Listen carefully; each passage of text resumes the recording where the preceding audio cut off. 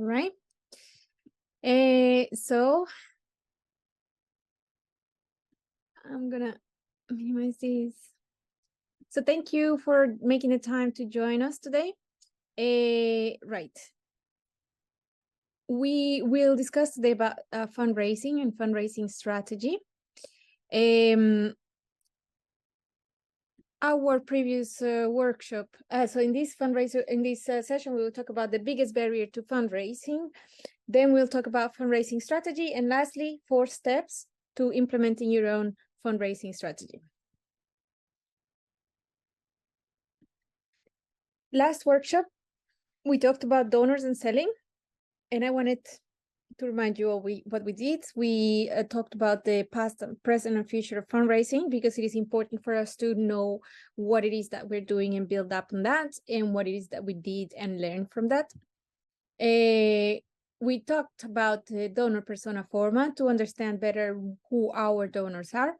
We talked about the donor life cycle. We talked about the donor engagement cycle, which supports that life cycle of the donor. We also talked about decision-making process of the donor, and we talked about the donor journey and how it supports that decision-making. And then we talked about selling and social enterprising. Does anybody wants to share what we discussed? Like, what were 3 things that you learned from this workshop?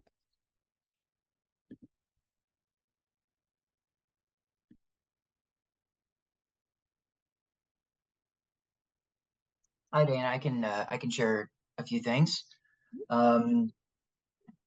So it was really useful workshop to learn about, particularly the donor persona formats. So basically, we should be taking time to think about who our ideal donors are, what they believe in, how they align to our mission, and how we can connect with them.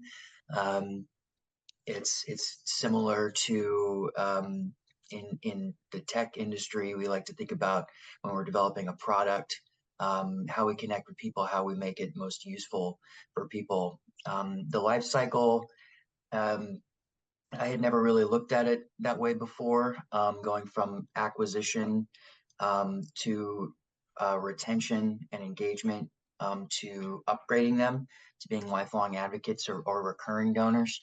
And that was also a really huge takeaway for me, was the percentage of recurring donors that nonprofits retain is extremely high, and it's very much worth it to nurture relationships with donors and have them become recurring donors, because it gives you a lot of stability in fundraising. So that was probably my biggest takeaway. And it's like our new mission is to nurture relationships with our donors and bring them on board as advocates and recurring donors. That's like our top priority now. That's brilliant. Sorry, guys, my my second display turned off. Give me a minute.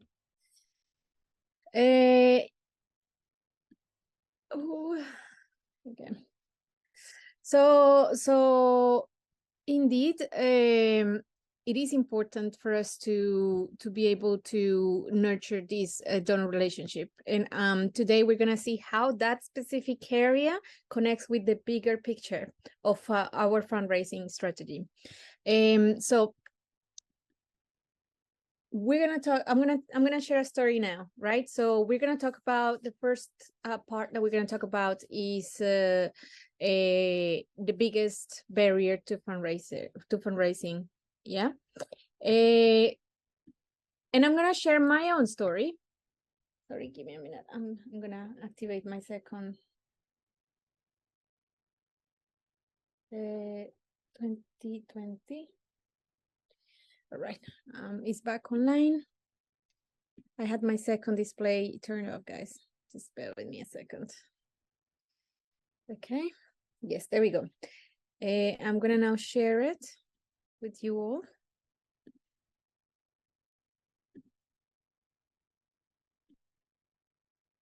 Okay, right. Can you all see my screen?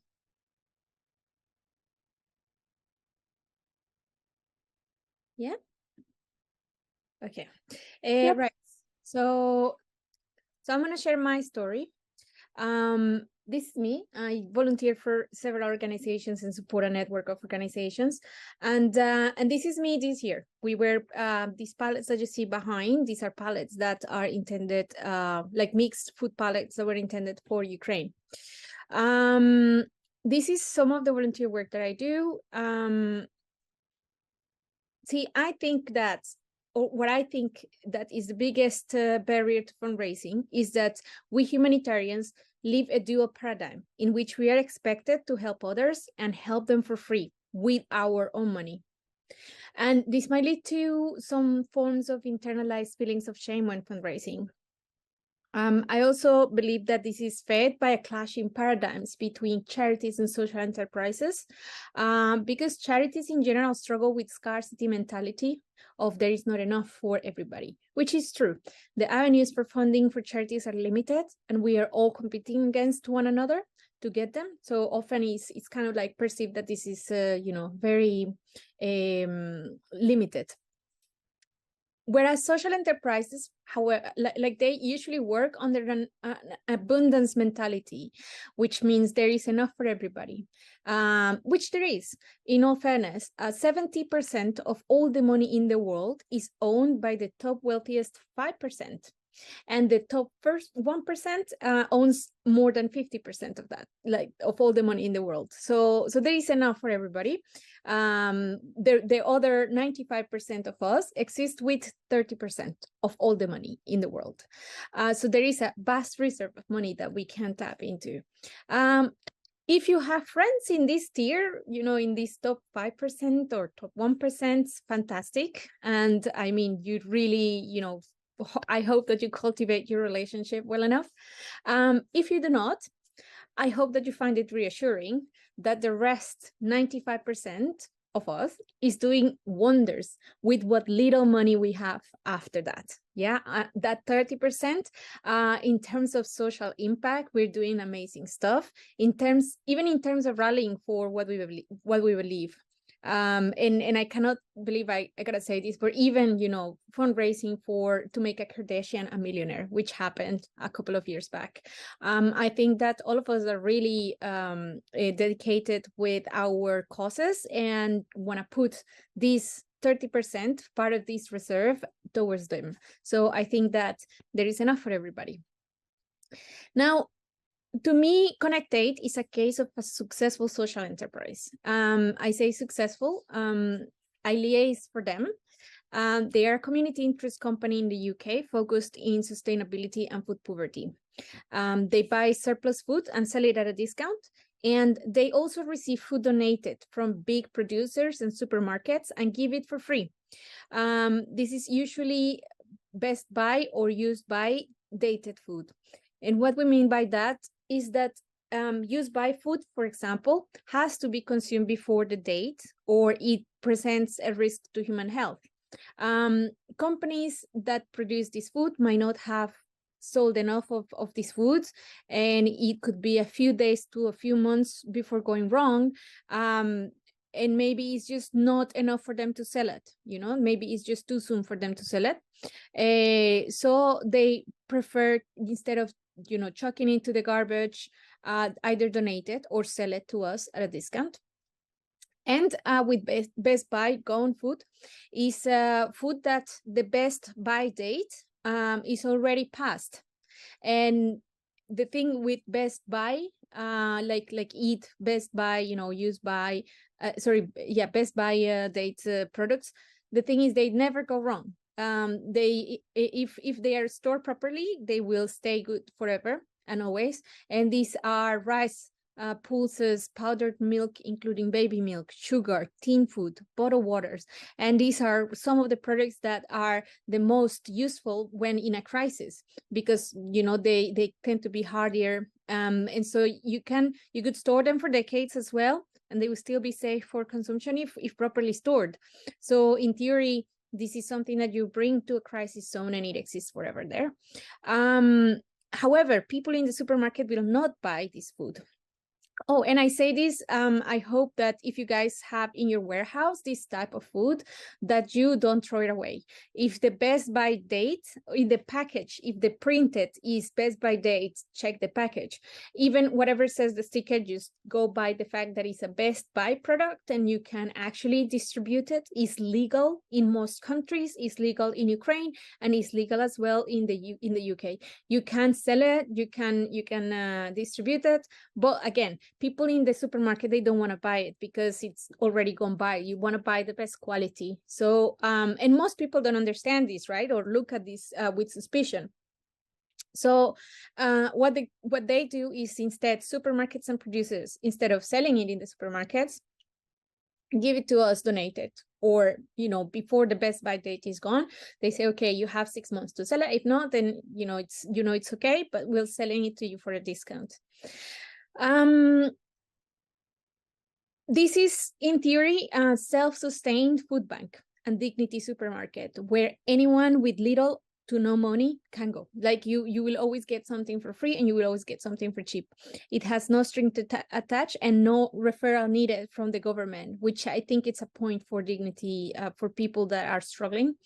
And they have a distribution truck that often rides to the poorest local areas. They're entirely volunteer led, although they do employ some people to support them out of benefits and towards formal employment, providing them with training, for example. They also use their profits for social causes. Some of it has to do with giving charities in the UK location, like a place that they need to store like things, or if they need to sell stuff at shop. And with the revenue of the supermarkets, they do this. Plus, with some fundraising money and with some partner contracts, we have managed to transport and give free and heavily discounted food pallets to organizations in Ukraine who have small funds. So far, I think we have funded around 100 pallets for Ukraine. And this organization exists now for 6 years. They have helped many refugees in Calais, for example, providing 60 caravans for refugees. And then during COVID time, they also help families that had food poverty during the pandemic. And all the while, they managed a revenue of £500,000. So that's $500,000. Now, it's worth noticing that this type of not-for-profit gets monitored by the commission for these sort of not-for-profits, and the accountancy is public. So CAC, in case you guys don't remember, is kind of like in the UK, is the middle ground structure for social businesses where you are a profit-making non-profit. So you can make profit, but you have to use the profit for social causes.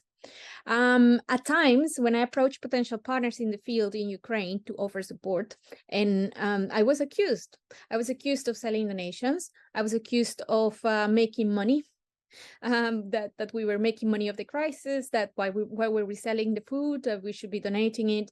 But once I explained the revenue model, explained that I raised funds as well for these pallets, I donated from my own pocket for these pallets. Some people accused me. They said, "Oh, you're a fundraiser, so you make money out of them, like they pay you to fundraise." And I said, "No, I'm entirely a volunteer, But they acted as if that was scandalous, that I was making money from fundraising, from my company, my social enterprise. Then when they understood this, they ended up accusing they moved towards accusing my manager of profiting from this.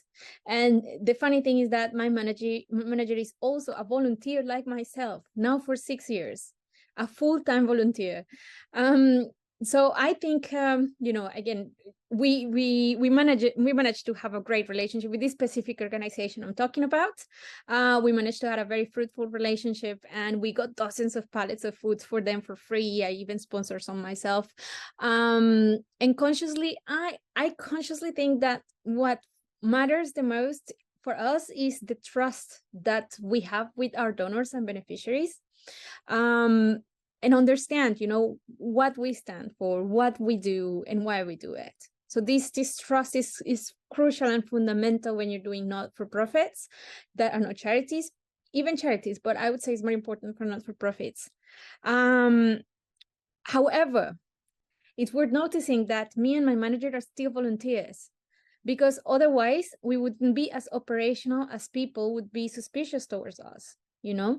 The danger here is that we have internalized some of that shame associated with being paid in our sector. And so it's kind of like there's this shame of selling social services. There's this shame of you know, being able to you know, exist with funds that, you know, are not necessarily for your beneficiaries directly. But I think that, you know, maybe we can stop that. Maybe I can help you. Maybe you can help me. I think it's probably too late for me, but maybe it's not too late for some of you. And so I hope that you realize that in this particular workshop, we will fundraise with the idea in mind that this has to be sustainable in all the senses for our operations. So it has to cover cost. It has to cover some salaries that you might have to cover. And so we will discuss as well our own money mindsets as barriers to fundraise in order to open us to, oh, what happened? Sorry guys, I don't know why I got kicked off. In order to open us to new avenues of fundraising. Yeah. Has anybody had a similar experience?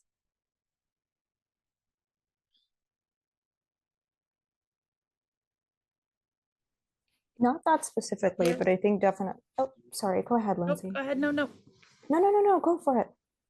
I think Amy probably went through something rather similar, but when we did our Afghanistan, when we started there, and at the time, you know, the majority of us, I would say like 99% of the people were volunteering. And for me personally, I had to make a decision. Do I take a job? I was in between consulting gigs. Do I take a job, or do I find a way to do this and make this my job, my financial stability? I personally felt a lot of guilt even putting that out there, because I felt like it was taking away from money that we could put towards the initiatives that we were working.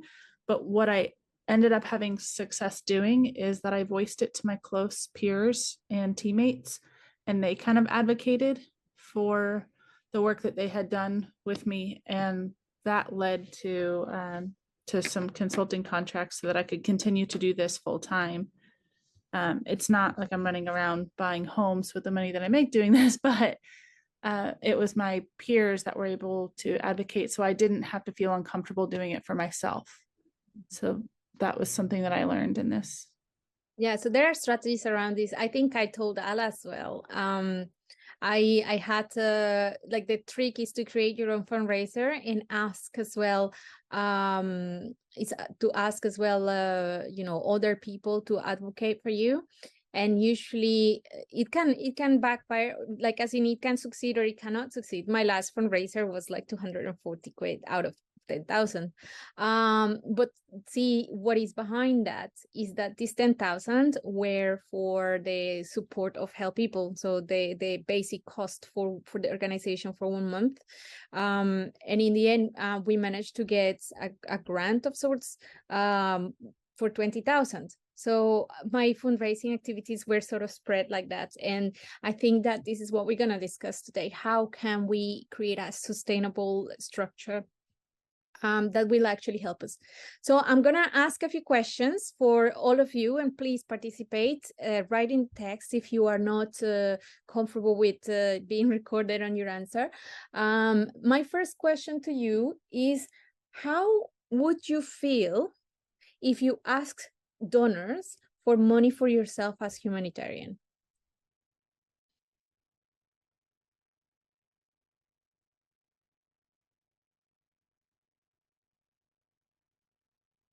Yeah, that's right. May I ask this? May I answer? Yes. I'm not sure what's I'm listening. Thank you. Hi, everyone. Yeah, I think the most important issue here is to understand the difference in mentality of donors and who you're talking to and how well the donor knows you. Sometimes donors even help to support you without you asking, and sometimes because they know you and they trust you. and they know what it takes. And sometimes they get very suspicious about everything. So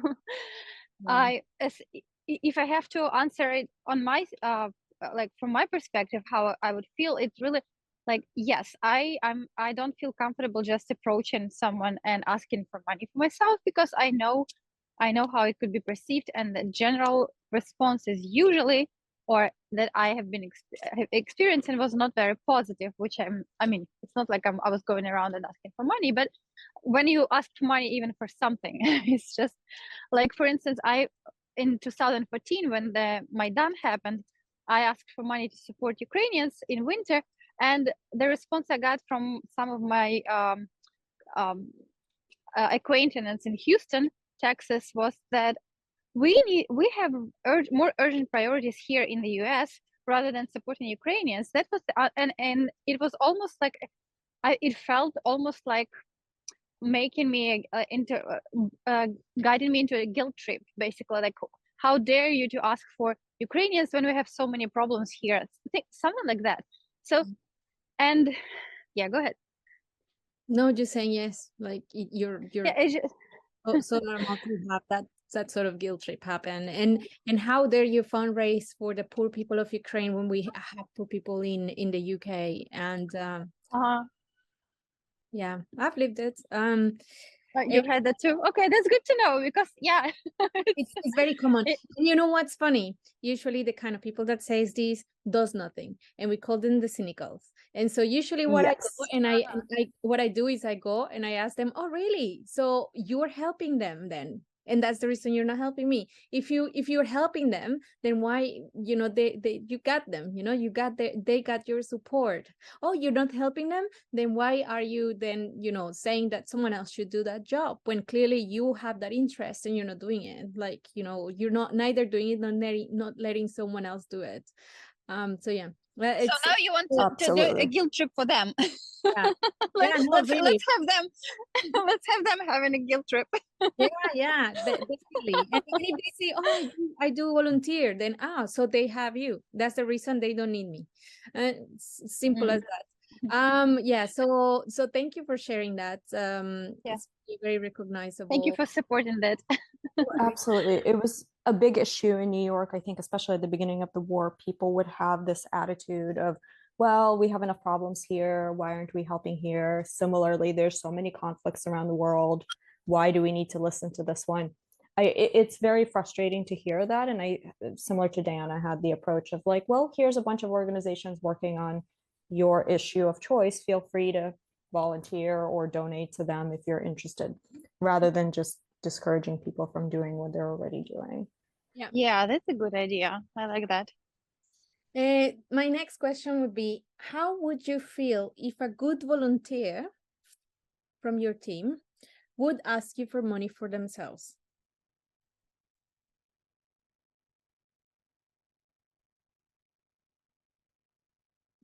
It does. It takes all types of all kinds of people, Lindsay. It does.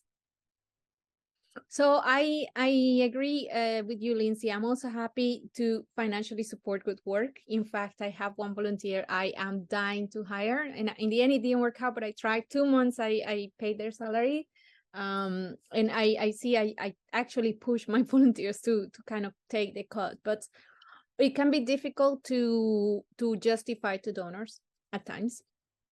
But we'll talk about it in a minute. The next question is, how would you feel when you ask donations for beneficiaries then? Why is there a difference between that and asking for yourself when you are part of the solution?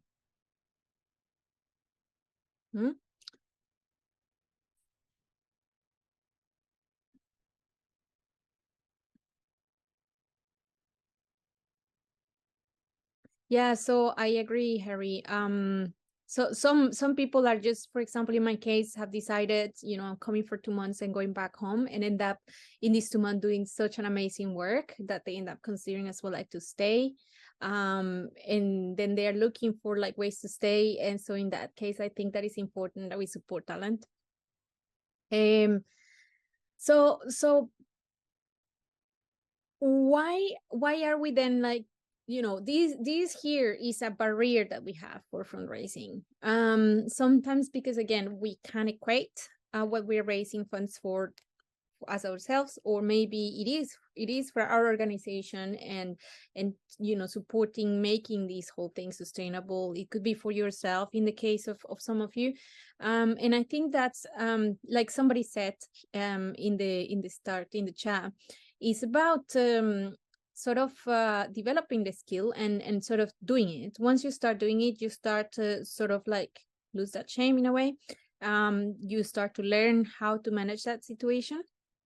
And it is always embarrassing. I still find it embarrassing, but I think that it's important that we should be able to advocate for our own needs as organization, as humanitarian leaders, as parts of our teams, as you know, our team, you know, advocates. I think it's important for us to be able to do that comfortably, and it's part of, you know, practicing. I'm gonna ask you a few more questions. So what is the impact of beneficiaries of you to the beneficiaries of you not being able to afford being a humanitarian?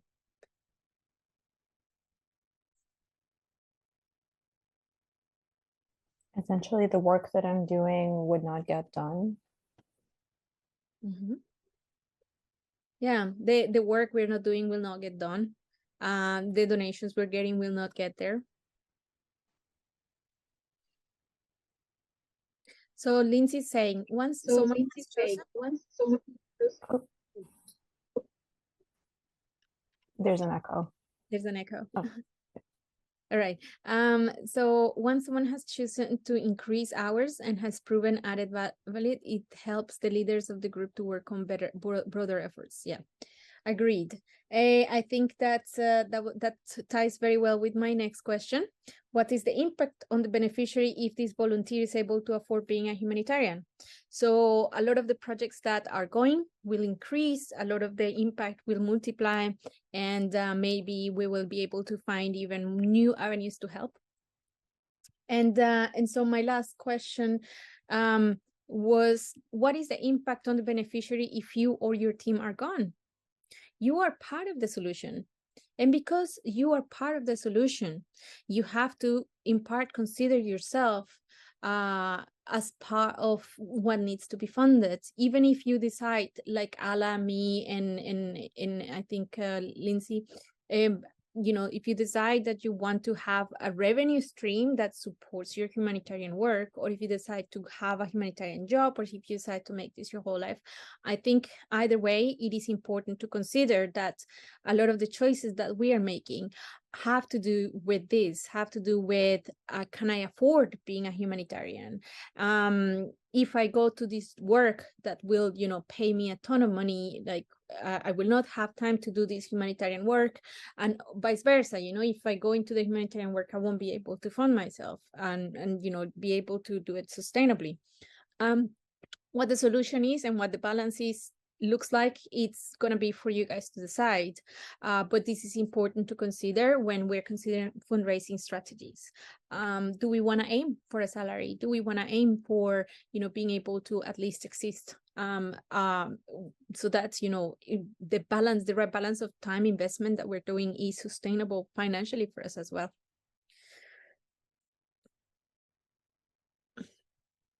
Are there any questions, Bob?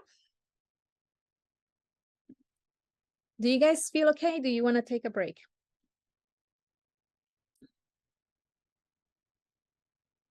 Yeah, We can keep going maybe for a little bit more and then take a break in like 15 minutes. I think so too. Right. So right now, we are going to watch a video.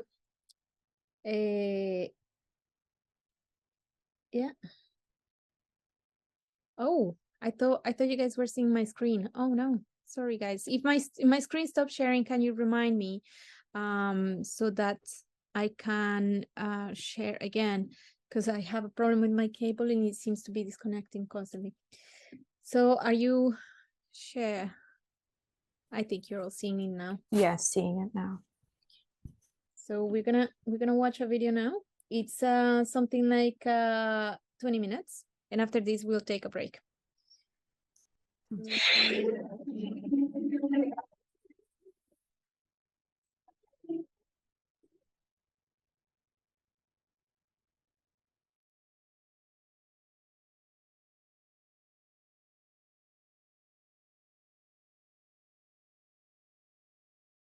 There's no sound right now.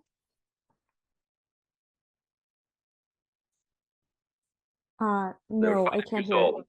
Can't hear the video. People have Is it triplets. now? They say, really? How many? Here's a picture of the Is it kids. okay now? That's Sage and Annalisa and Ryder. Yes, now I can hear it. Okay. All right. Sorry, guys. I muted myself thinking it wouldn't affect the video. Okay, so I'm gonna start again.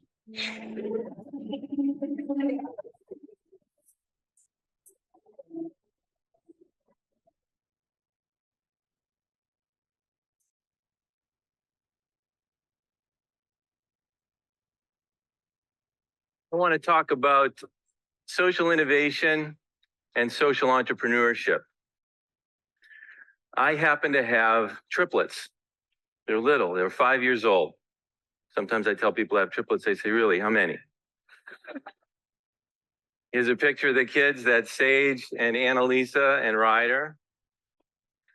Now, I also happen to be gay. Being gay and fathering triplets is by far the most socially innovative, socially entrepreneurial thing I have ever done.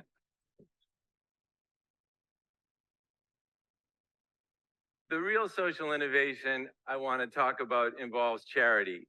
I want to talk about how the things we've been taught to think about giving and about charity and about the nonprofit sector are actually undermining the causes we love and our profound yearning to change the world. But before I do that, I want to ask if we even believe that the nonprofit sector has any serious role to play in changing the world. A lot of people say now that business will lift up the developing economies and social business will take care of the rest. And I do believe that business will move the great mass of humanity forward. But it always leaves behind that 10% or more that is most disadvantaged or unlucky. And social business needs markets, and there are some issues for which you just can't develop the kind of money measures that you need for a market. I sit on the board of a Center for the Developmentally Disabled, and these people want laughter and compassion, and they want love. How do you monetize that? And that's where the nonprofit sector and philanthropy come in. Philanthropy is the market for love. It is the market for all those people for whom there is no other market coming. And so if we really want, like Buckminster Fuller said, a world that works for everyone, with no one and nothing left out, then the nonprofit sector has to be a serious part of the conversation. But it doesn't seem to be working. Why have our breast cancer charities not come close to finding a cure for breast cancer, or our homeless charities not come close to ending homelessness in any major city? Why has poverty remained stuck at 12% of the US population for 40 years?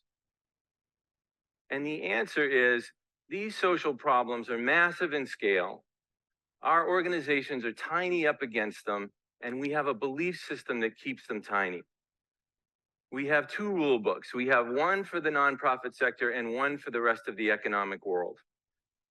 It's an apartheid, and it discriminates against the for-profit sector in 5 different areas, the first being compensation. So in the for-profit sector, the more value you produce, the more money you can make. But we don't like nonprofits to use money to incentivize people to produce more in social service. We have a visceral reaction to the idea that anyone would make very much money helping other people. Interesting that we don't have a visceral reaction to the notion that people would make a lot of money not helping other people. You know, you want to make $50 million selling violent video games to kids, go for it. We'll put you on the cover of Wired magazine, but you want to make $500,000 trying to cure kids of malaria, and you're considered a parasite yourself.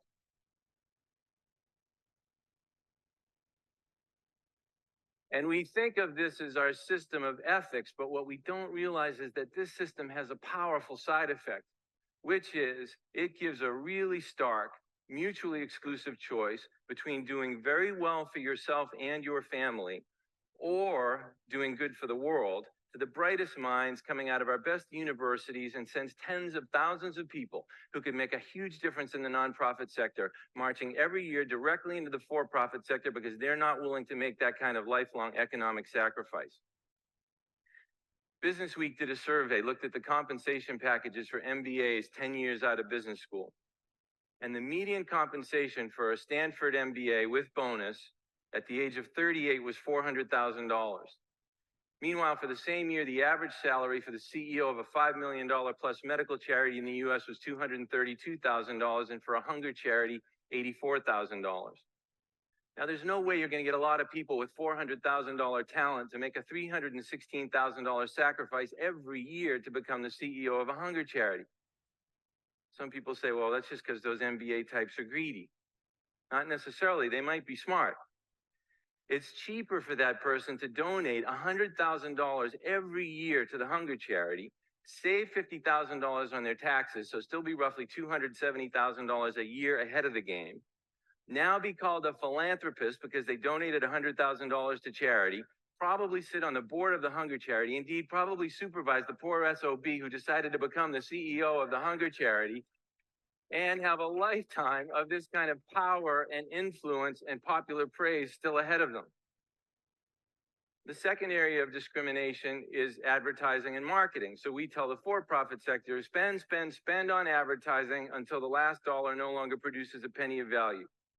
But we don't like to see our donations spent on advertising and charity. Our attitude is, well, look, if you can get the advertising donated, at 4 o'clock in the morning, I'm okay with that. But I don't want my donation spent on advertising. I want it to go to the needy. As if the money invested in advertising could not bring in dramatically greater sums of money to serve the needy. In the 1990s, my company created the long-distance AIDS ride bicycle journeys and 60-mile-long breast cancer 3-day walks. And over the course of 9 years, we had 182,000 ordinary heroes participate, and they raised a total of $581 million. They raised more money more quickly for these causes than any events in history, all based on the idea that people are weary of being asked to do the least they can possibly do. People are yearning to measure the full distance of their potential on behalf of the causes that they care about deeply.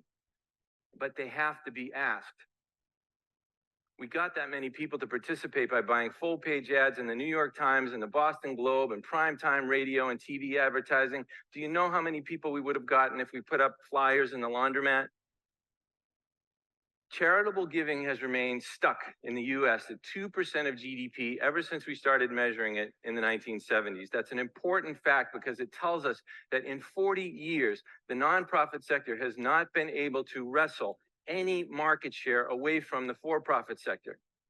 And if you think about it, how could one sector possibly take market share away from another sector if it isn't really allowed to market? If we tell the consumer brands, you may advertise all the benefits of your product, but we tell charities, you cannot advertise all the good that you do, where do we think the consumer dollars are going to flow? The third area of discrimination is the taking of risk in pursuit of new ideas for generating revenue.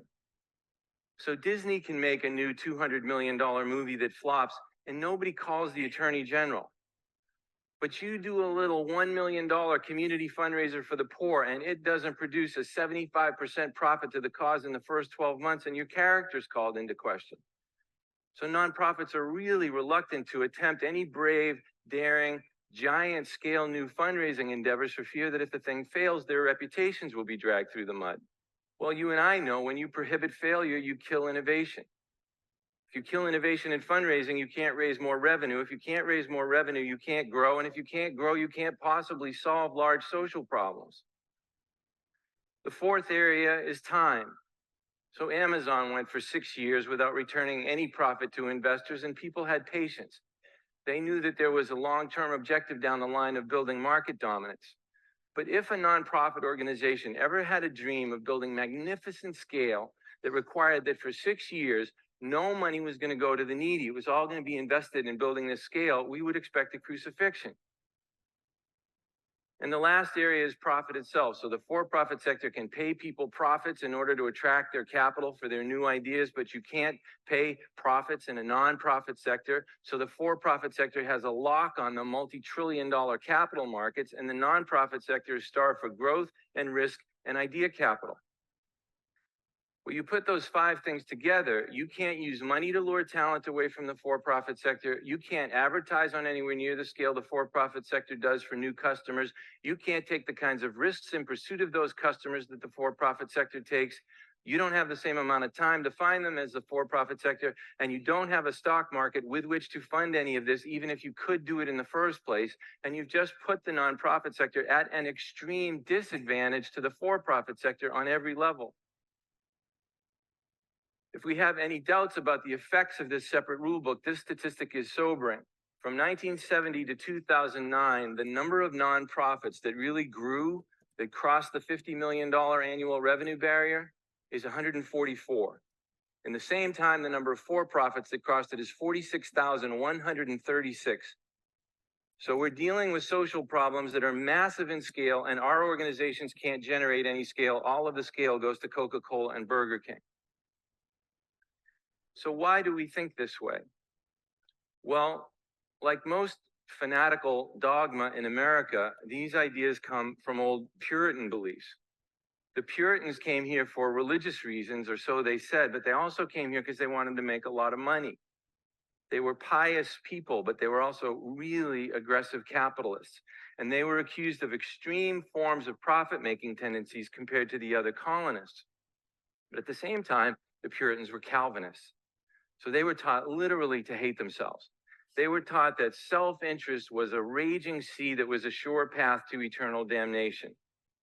Well, this created a real problem for these people, right? Here they've come all the way across the Atlantic to make all this money. Making all this money will get you sent directly to hell. What were they to do about this? Well, charity became their answer. It became this economic sanctuary where they could do penance for their profit-making tendencies at 5 cents on the dollar. So, of course, how could you make money in charity if charity was your penance for making money? Financial incentive was exiled from the realm of helping others so that it could thrive in the area of making money for yourself. And in 400 years, nothing has intervened to say that's counterproductive and that's unfair. Now, this ideology gets policed by this one very dangerous question, which is what percentage of my donation goes to the cause versus overhead? There are a lot of problems with this question. I'm going to just focus on 2. First, it makes us think that overhead is a negative, that it is somehow not part of the cause. But it absolutely is, especially if it's being used for growth. Now, this idea that overhead is somehow an enemy of the cause creates the second much larger problem, which is it forces organizations to go without the overhead things they really need to grow in the interest of keeping overhead low. So we've all been taught that charities should spend as little as possible on overhead things like fundraising under the theory that, well, the less money you spend on fundraising, the more money there is available for the cause. Well, that's true if it's a depressing world in which this pie cannot be made any bigger.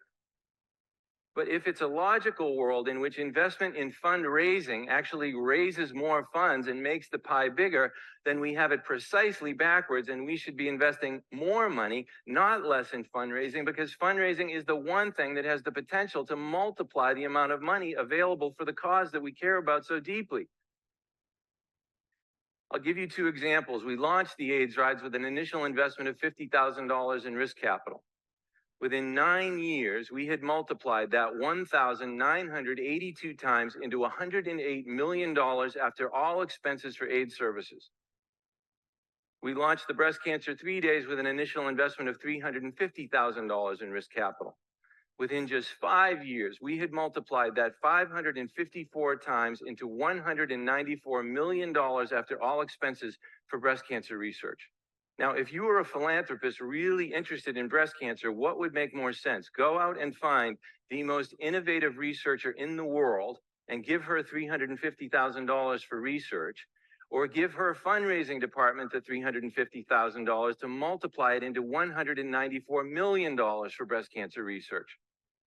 2002 was our most successful year ever. We netted for breast cancer alone, that year alone, $71 million after all expenses.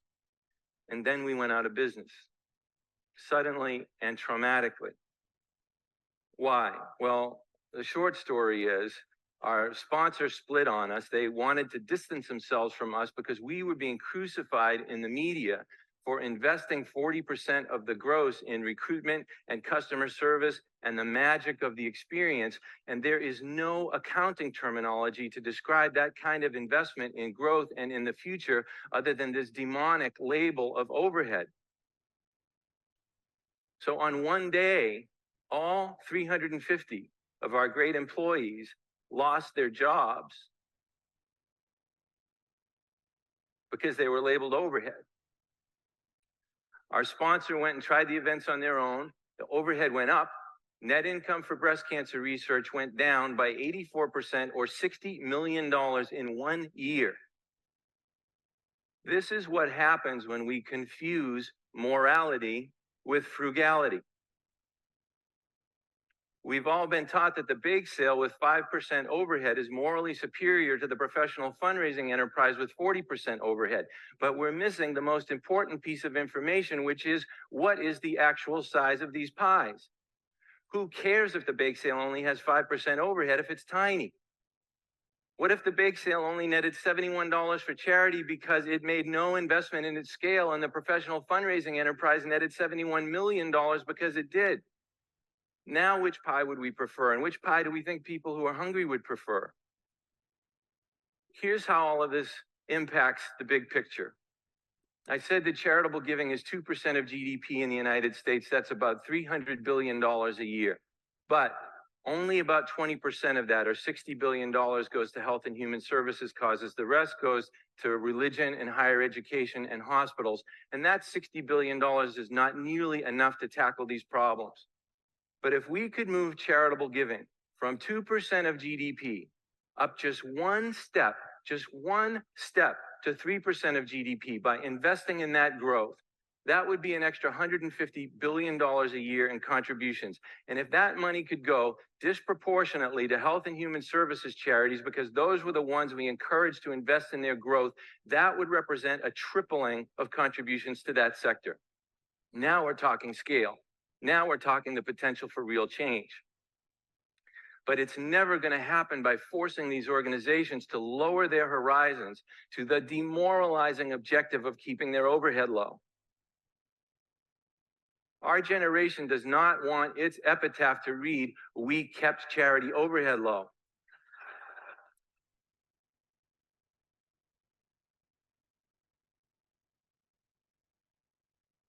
We wanted to read that we changed the world, and that part of the way we did that was by changing the way we think about these things.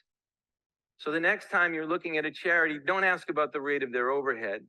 Ask about the scale of their dreams, their Apple, Google, Amazon scale dreams, how they measure their progress toward those dreams, and what resources they need to make them come true, regardless of what the overhead is. Who cares what the overhead is if these problems are actually getting solved? If we can have that kind of generosity, a generosity of thought, then the nonprofit sector can play a massive role in changing the world for all those citizens most desperately in need of it to change. And if that can be our generation's enduring legacy, that we took responsibility for the thinking that had been handed down to us, that we revisited it, we revised it, and we reinvented the whole way humanity thinks about changing things forever, for everyone. Well, I thought I would let the kids sum up what that would be. That would be a real social innovation. Thank you very much. Thank you.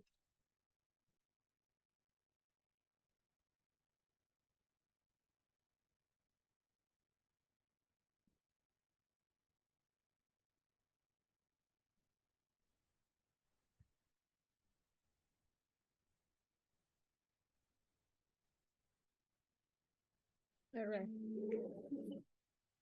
This is amazing. I am completely blown away. And I think just the numbers alone put everything in so much perspective, because I think you're right. There is an element.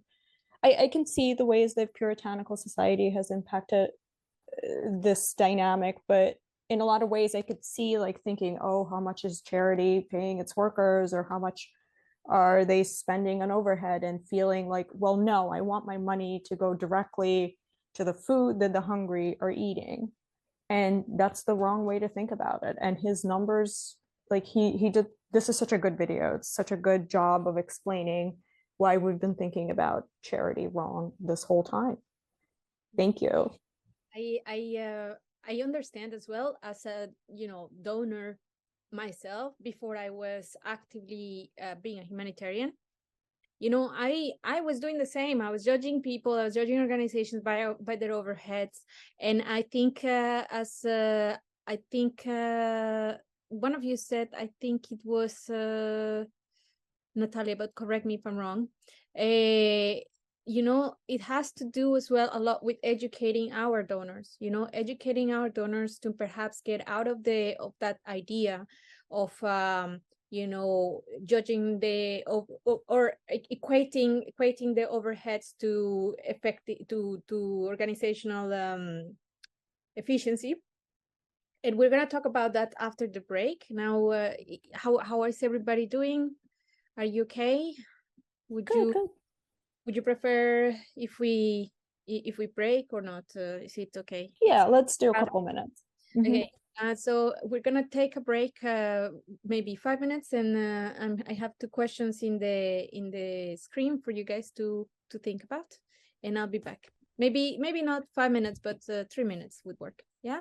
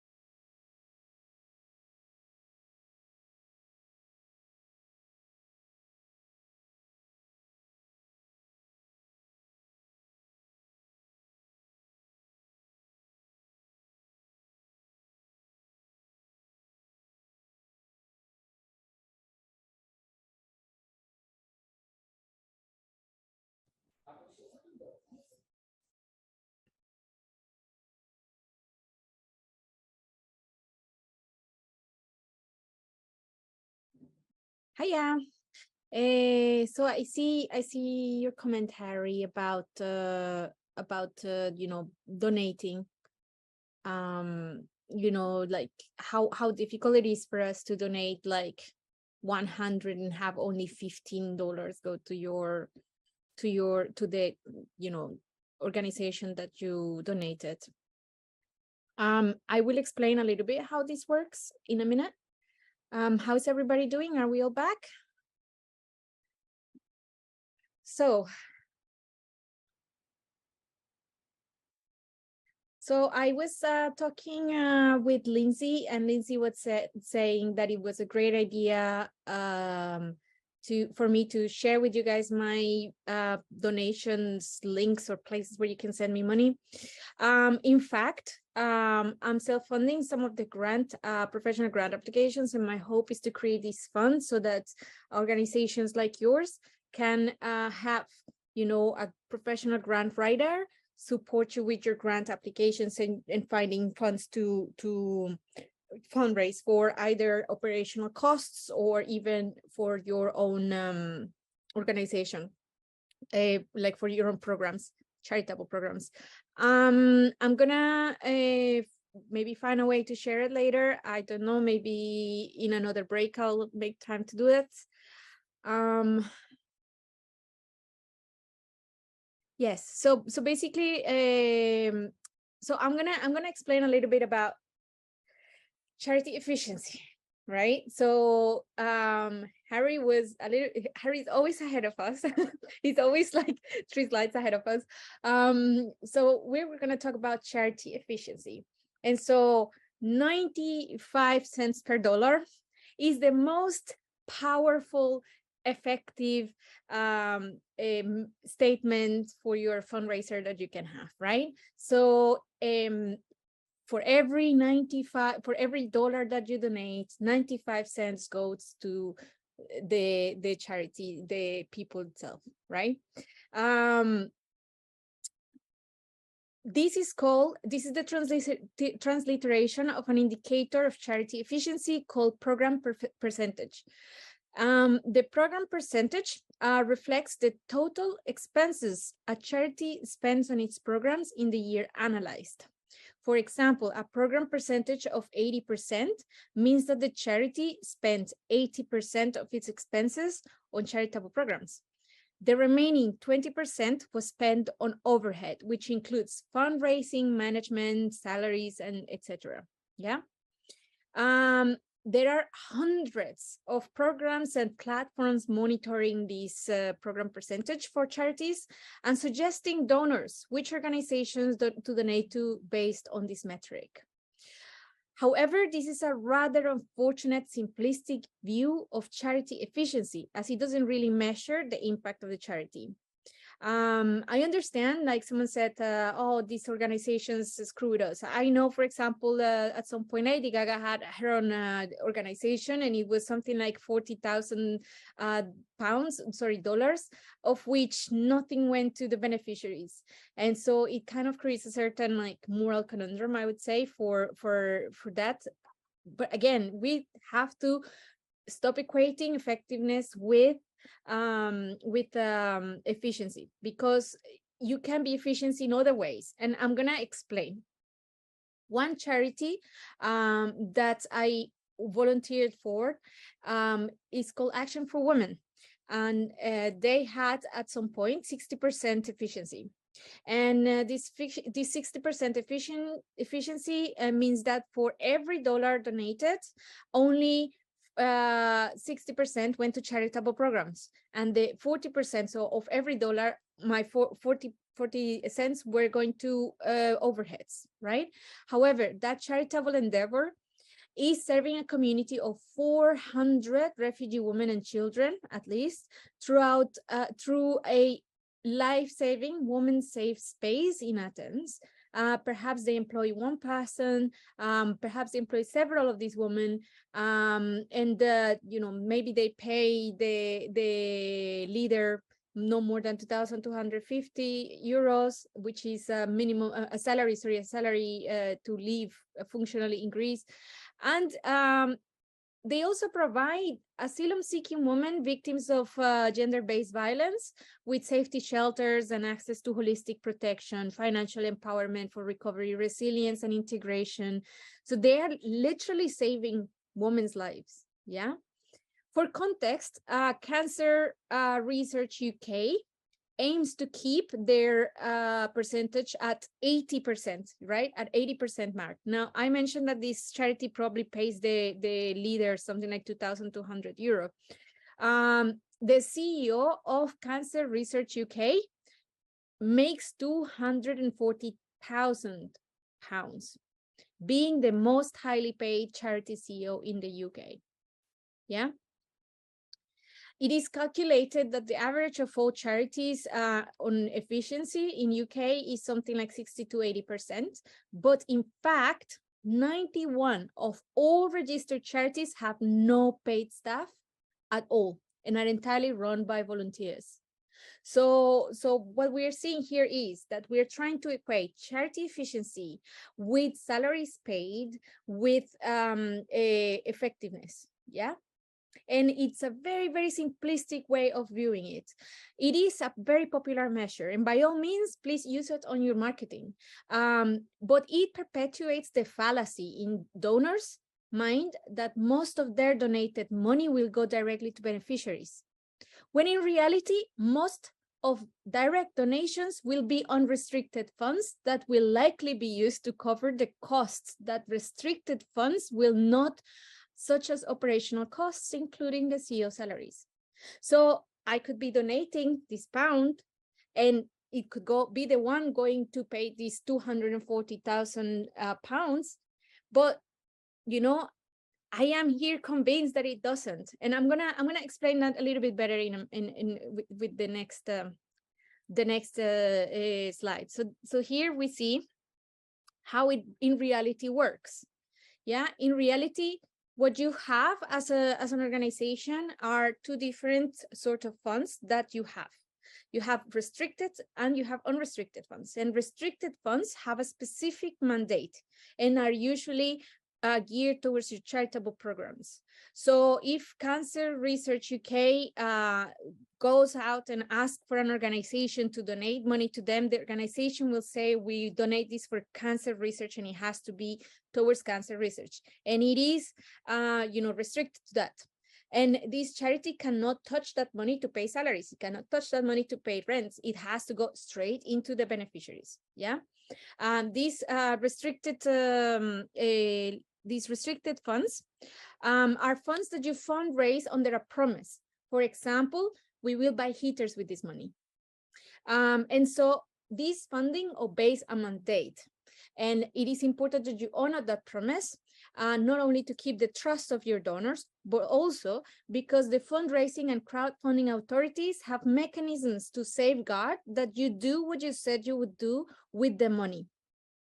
So whenever you go to a company and tell them, donate me money, I'm going to buy this car, with this money, and turns out you don't donate that car, you don't use that money for that car, it actually amounts to embezzlement and is punishable by law and can land you in jail. So if you have restricted funds, you have to respect that those restricted funds will go to your charitable programs. However, you also have unrestricted funds, which are funds that you fundraise without a specific mandate and without a specific promise.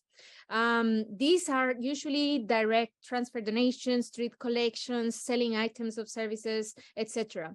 And this will enable you to cover your overheads, such as expenses or salaries and investments in fundraising and in other profit-making activities.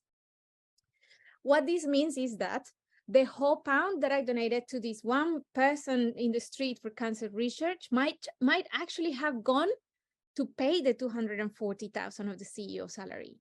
Is it dishonest? I don't think so, because on the whole, the organization is indeed having a massive impact with 80% of 656 million pounds directly donated to cancer research. So perhaps it is about educating our donors on the choices that they make, creating this conscience that, let's talk about social impact instead of talking about operational, like efficiency, instead of talking about the salary of the CEO. What is the impact? And maybe changing a little bit of the culture or impacting the culture of our sector as well. And perhaps, reducing donor dependency a little bit through diversifying our fundraising strategies.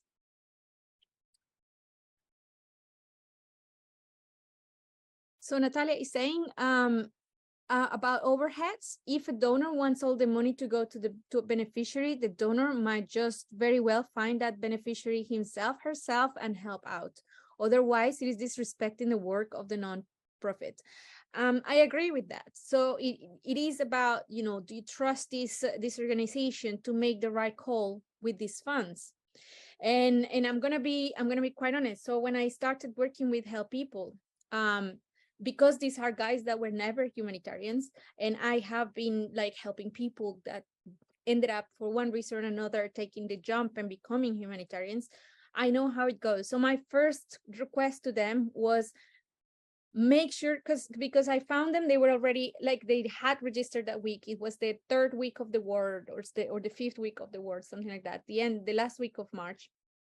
And my first request to them was, look, I'm going to help you guys. We're going to formalize your structure. You already registered, but I'm going to get you to be a proper organization, and I'm going to get you to fundraise and all that. But my only request is that you pay your volunteers. You have to pay your volunteers, because you have people that has lost their jobs now. You have people that will otherwise get a job, that are doing amazing work here, and that otherwise will, walk away because this is not sustainable for them. And we need this talent, and we need these people to be able to resolve the problems that we have as organization. So this is the first thing that I'm going to tell you guys, and I'm going to tell everybody: please find ways to pay yourself or your volunteers if necessary, to make it sustainable. Are there any questions so far, by the way?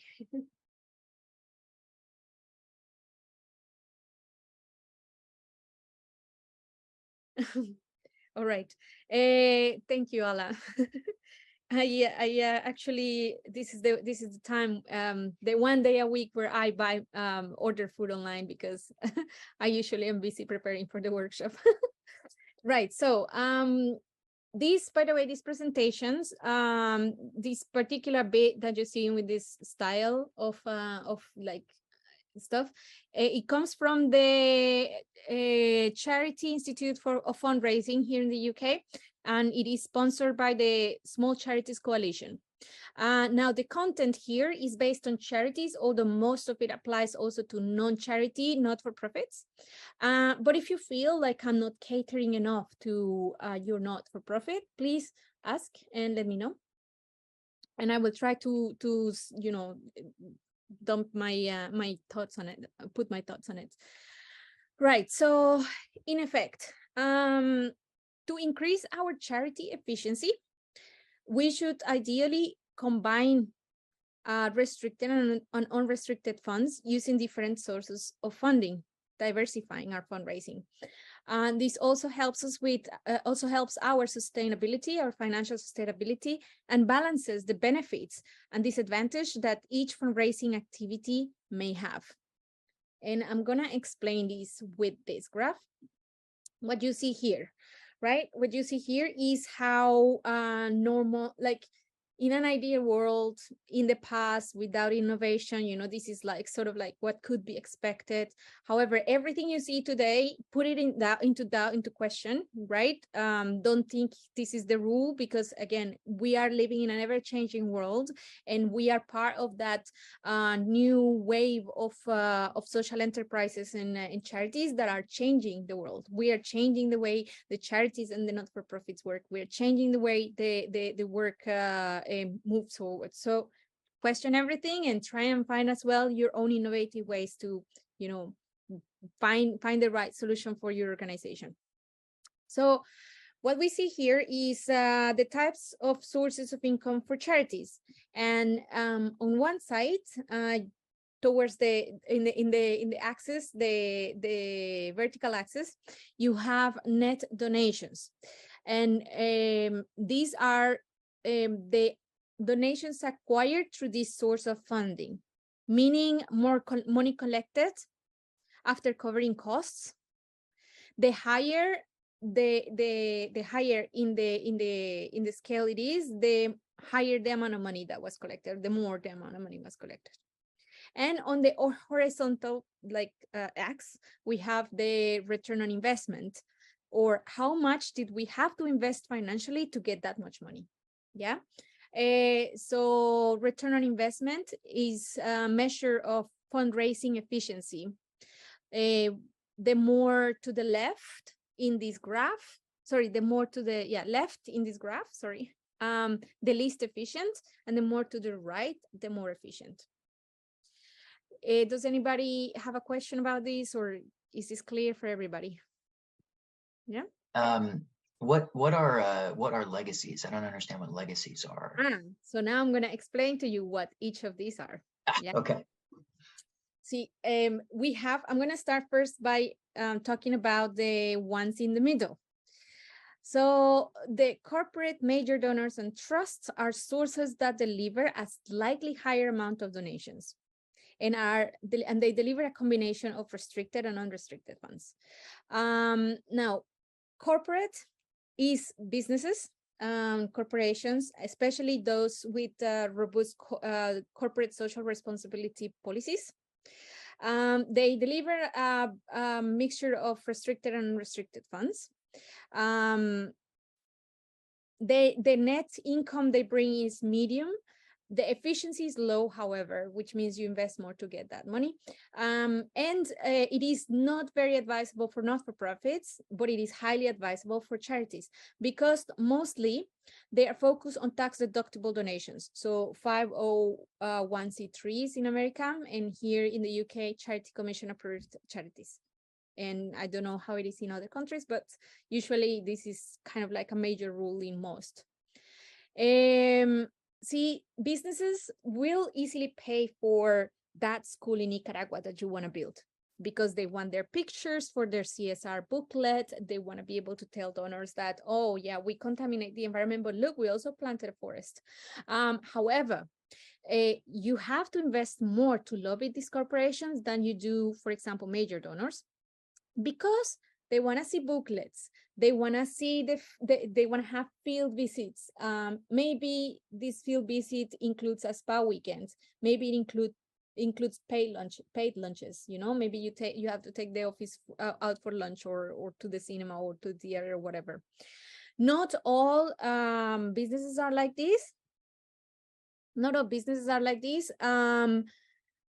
But you know, it's kind of a standard rule, but not all businesses are like this. And there are platforms online that specialize in matching corporate donors with charities, usually for a fee.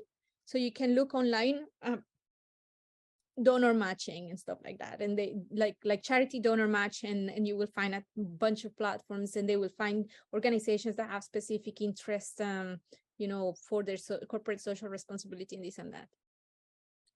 Are there any questions about? Is this clear for? Right. So now we move to major donors. And so major donors are individual and partner NGOs. In fact, is an individual that will make a gift that has a significant impact on your work. And it could be $600, or it could be, you know, $10,000. It could be given over a period of time, or it could be just a one-off. And major donors are all about people and relationships. Yeah, they take time to cultivate, and it can come from unexpected connections. Maybe someone in your team knows one person. Maybe you meet them on the field. Maybe they saw your campaign and decided to follow you. But the reality is that the journey starts there, and it includes a lot of researching on your organization. So they will research your organization, they will make time to get to know you, they will have meetings with you and with your team. They might, you know, go with you to events before a gift is made. Yeah. They deliver restricted and unrestricted. The net income is medium. The efficiency is also medium, and it is highly recommendable for not-for-profits and for charities. Because it is focused on trust, what that means is that if you find them or if they find you and you're a great match and you build that relationship, it doesn't matter. It doesn't matter if you're going to be for profit, if you're not going to be for profit. It doesn't matter for them. What matters is the impact that is being done. Yeah. So that this is, for example, how we do it with Connectate. We have a great following, but we're a supermarket, right? So a lot of people in the area knows us because they come here to shop, and many families find us like our support vital. So they speak about us, they leave reviews online, they comment. So we connect with that, and that's the reason why we can afford to ask for money from people without any deduction. So we ask people, please send us money to our PayPal to pay for pallets of food or whatever, and they will normally find a way to donate to us even without those tax deductions. Then we have trust and foundations. Now, trust and foundations. Yeah, sorry. What I wanted to say about major donors. It is an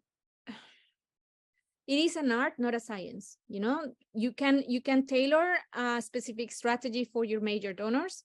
For example, by asking your volunteers and donors to advocate on your behalf on their networks. And maybe someone comes from like hiding in the anonymity of the internet. I would also count in this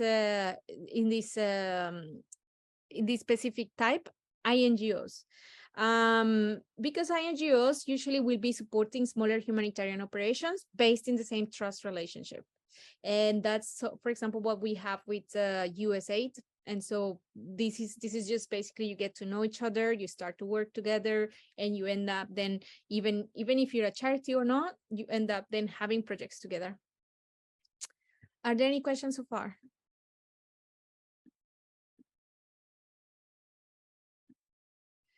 Right, so we have trust and foundations also on the middle range. However, they are a little bit more efficient. They deliver restricted and unrestricted funds. They are usually trust other NGOs funds. The net income again is middle, but it is sometimes is recommended for not-for-profits, depending on the type of not-for-profit that you have. And for charities is very advisable. So what I mean with not-for-profits, for example, say that you have a not-for-profit that is creating cooperative for women, or that is, employing local Ukrainians on some social project or whatever. This will have funding, will be in the agenda for some NGOs. Yeah. And so if you focus on that alignment, you will be getting grants very easily. However, if your charity not-for-profit is focused on Ukraine, but you are based in America, it's going to be a little bit harder to find these grants locally, because again, if you can look in America, if there are grants for Ukrainian focused charities that are, trying to become self-sustained, but because of the fact that it's not like such a big social impact directly in Ukraine, it might be a little bit difficult. But yeah, it's possible. I'm not saying it's impossible. Nothing is impossible, especially in the charity sector. This is a crazy, crazy sector. Then we go to, so trust and foundations, right? They require less financial investment than major donors, because these trusts and foundations are literally, their job is to collect money and allocate it based on the trust's mandate. And so if your mandate aligns with their mandate, if your goals align with their goals, you will be funded. Yeah. Trusts such as the UN UHA, the UN Ukrainian Humanitarian Fund, they again have a mandate and are waiting for you. The only problem is, well, there are several problems, or might be several problems, rather. They usually have grants available, but they are kind of restricted, right? In the case of the Ukrainian Humanitarian Fund, they have tried to balance these restrictions with the relegating the risk management to UN partners. And they still have recommended to all of us to apply anyway for any sub or secondary partnership, even if you don't fulfill the minimum 2 years existence requirement, or if you don't have the 200,000 yearly income requirement. They have said you apply and maybe you get it. But they usually are kind of restricted, or can be quite restricted. Sometimes they're not, but because they are very ready. So because they're very ready, they're also easily spooked. So you should try to come to them with an ask that is realistic and that is within the normal funding limits of them. So you cannot come with a request for 100,000 quid if their normal funding is 50,000. You should also try to make sure that you fulfill all the requirements and that you approach them in an organized manner. Perhaps focus only one person in the team on them, or maybe just one team. Maybe just this one team can reach out to them. Try to keep it simple in the communication with them. They are very diverse. It can be a family that has decided to put some money towards goodwill donations. It can be a community, it can be the government, or it can be NGOs, or it can be intergovernmental organizations. You could start a trust as well. So yeah, if you don't know how to approach them, if you don't find where to apply for the grants, if you found them in your niche and you don't know how to apply for their grants, you can send them an email and ask them how to apply. That is always fine. Are there any questions so far? No, I guess not. So next we're going to move to statutory funding, which, as we can see here, is very efficient and it delivers a high net income.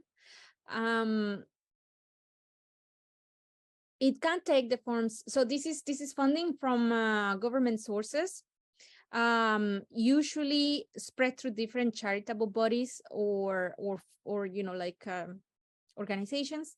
This is also the case with the UN. And it can take the form of grants, contracts, or initiatives. This is the most efficient and most profitable way to get this fund. It looks a little bit different for NFPs that are not charities, yeah?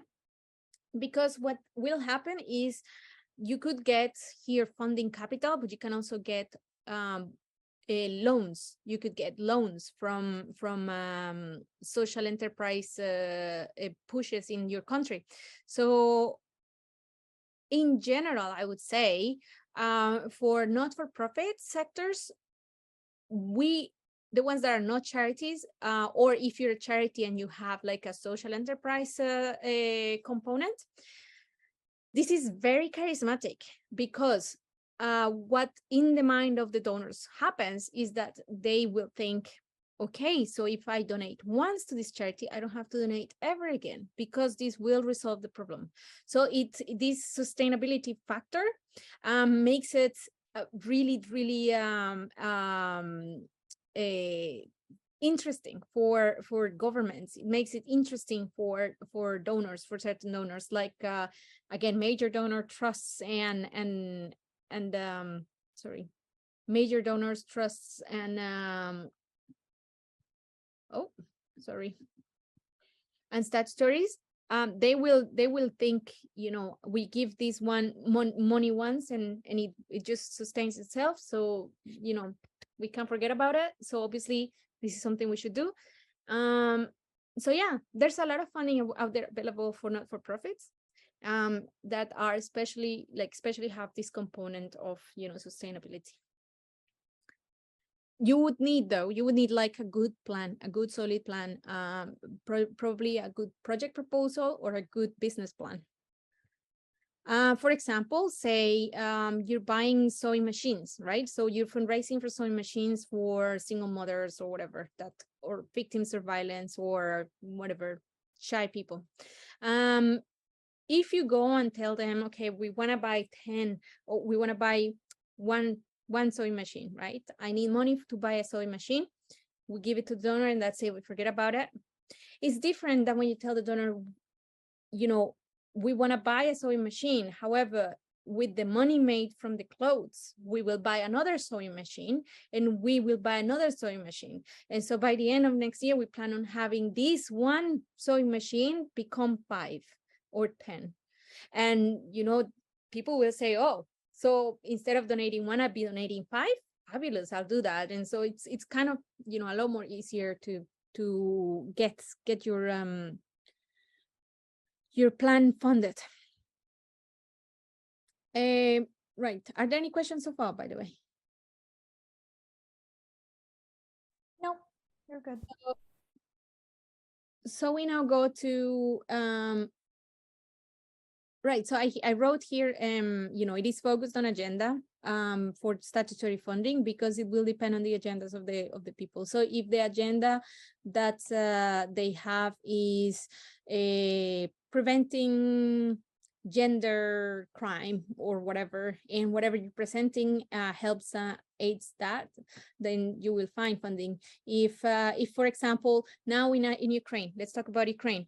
In Ukraine, there is a shortage of heaters, right? So if you come to them with heating solutions and you say, hey, we need a loan to make this happen, then, you know, you might get that loan. If you say, hey, we have this specific heater that we are making with, I don't know, wheels, and we are hiring unemployed people, and we are going to, you know, be selling them at this price, which is accessible for most people in Ukraine, and blah, blah. You know, it's probable that you're going to get someone to donate the money, you know, if it's starting capital. Yeah. So I wrote here for not-for-profits, it can be recommendable or not, depending on that, depending on how it aligns with the agenda. Now we talk about community events. Yeah. Community events are low in the revenue bracket. Yeah. They are festival, markets, concerts, dinners, you call it, galas. They deliver unrestricted funds. The net income, like I said, is low, and the efficiency is very low, which means you have to invest a lot. But it's highly recommendable for not-for-profits as well as charities because it is focused on social capital. And it is risky. I mean, it depends on how much social capital do you already have. But if you have some and you want to multiply it, that's a great way to do it. For example, well, you can actually have losses. So be mindful that it can be quite risky. But it can be a fundamental part of fundraising if you can organize them to foster community around your brand. Generate social capacity for your organization. For example, bringing donors together with beneficiaries and fundraisers, because then it's gonna be, you know, kind of generating that community around your brand, and maybe it will help you recruit more donors. It will help you recruit more volunteers, more supporters. The fact that you have the beneficiaries there could help. Because again, they will, you know, be able to advocate, say, yes, this organization, you know, we believe in this, we work with this, we are aware of them, or we actually benefit from them, and can explain what the advantages of what you do is. So it can create more engagement. And for example, talking about diaspora communities, a lot of the times diaspora communities celebrate their identity while raising money for causes in this way. and creating sort of like more community around their identity, their nationality. If you're working with Ukrainians, for example, organizing an event might help them connect to other Ukrainians that have been recently displaced. So in a way, strengthening community bonds. It can also bring them to become volunteers. It can bring them to become fundraisers or donors, while at the same time celebrating their identity and providing them a space to recover from the compounded drama of being displaced. Are there any questions so far? No, this is great. So now we move to direct marketing. And direct marketing is, again, like social media, mail, snail mail, as well as email, strict collections and TVs. Yeah, it delivers unrestricted funds. However, it doesn't deliver as much. No, it doesn't deliver as much, but it delivers efficiently. So you have to sort of you don't invest too much to get some. So it's more efficient at community events. It is highly recommended for not-for-profits as well as charities. And it is focused on public interest. So if there is a public interest on Ukraine, then it will be, you have people to talk to about, your activities in Ukraine. If there is if there is a there's an awareness of the weather in Ukraine, and how Putin is bombing all electricity, all energy grids and stuff like that, and then you can put something out there for your donors and kind of resonate that news so that they are remaining engaged on a second opportunity with the news and have a way to do something. Yeah.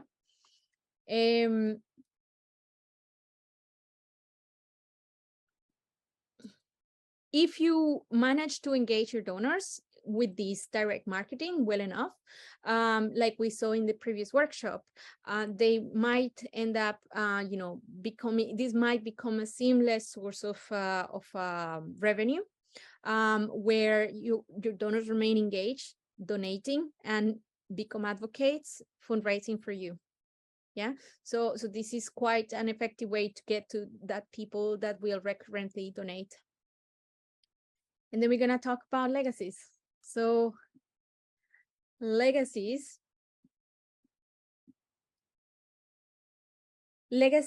are people that donate on their will. So if someone dies and they say, I want to leave all my money to charity, then they become a legacy. Legacies are they will leave a donation gift for your organization in the will, and this will be usually the largest donated sum of this individual in their life. A bit like the Nigerian Prince email, but please do not fall for the scam. Legacy donors usually have established relationship with your NGO when they do this for many, many years. It takes they takes forever. They deliver unrestricted funds, and again, net income is not that high compared to some of the others, but it is still very efficient. You don't have to invest much directly into that. I don't know yet that there is any not-for-profit that has managed to get any donations from legacies.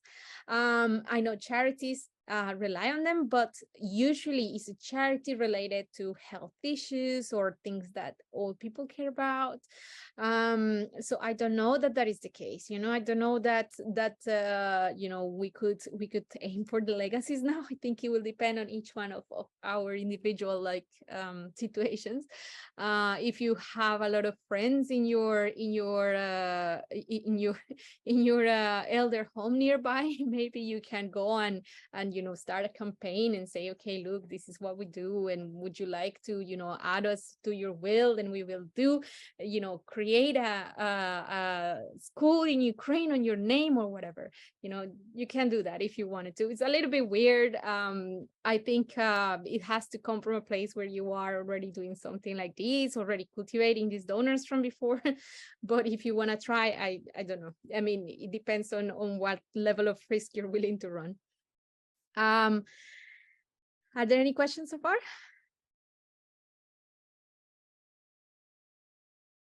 Right. So how that looks like in practice. We're talking about Cancer Research UK. This is the total sum. Oh, sorry. This is the total sum of the income of Cancer Research UK.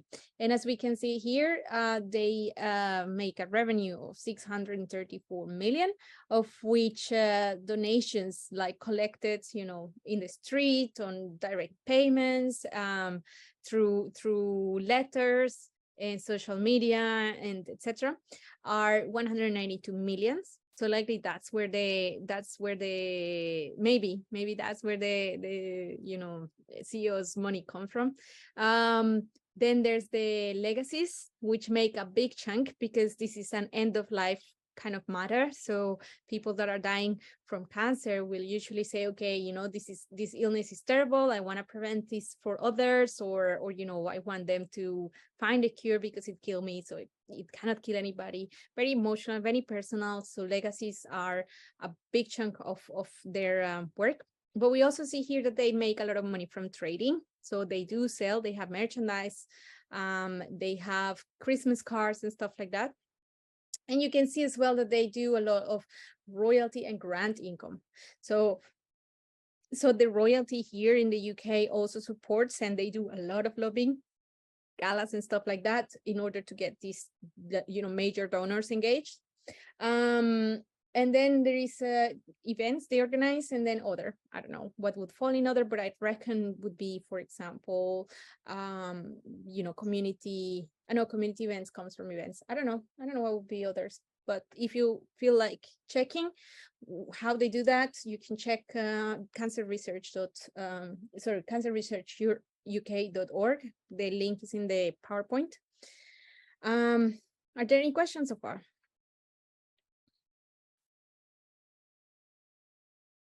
How are we all feeling? Are we okay? Yeah.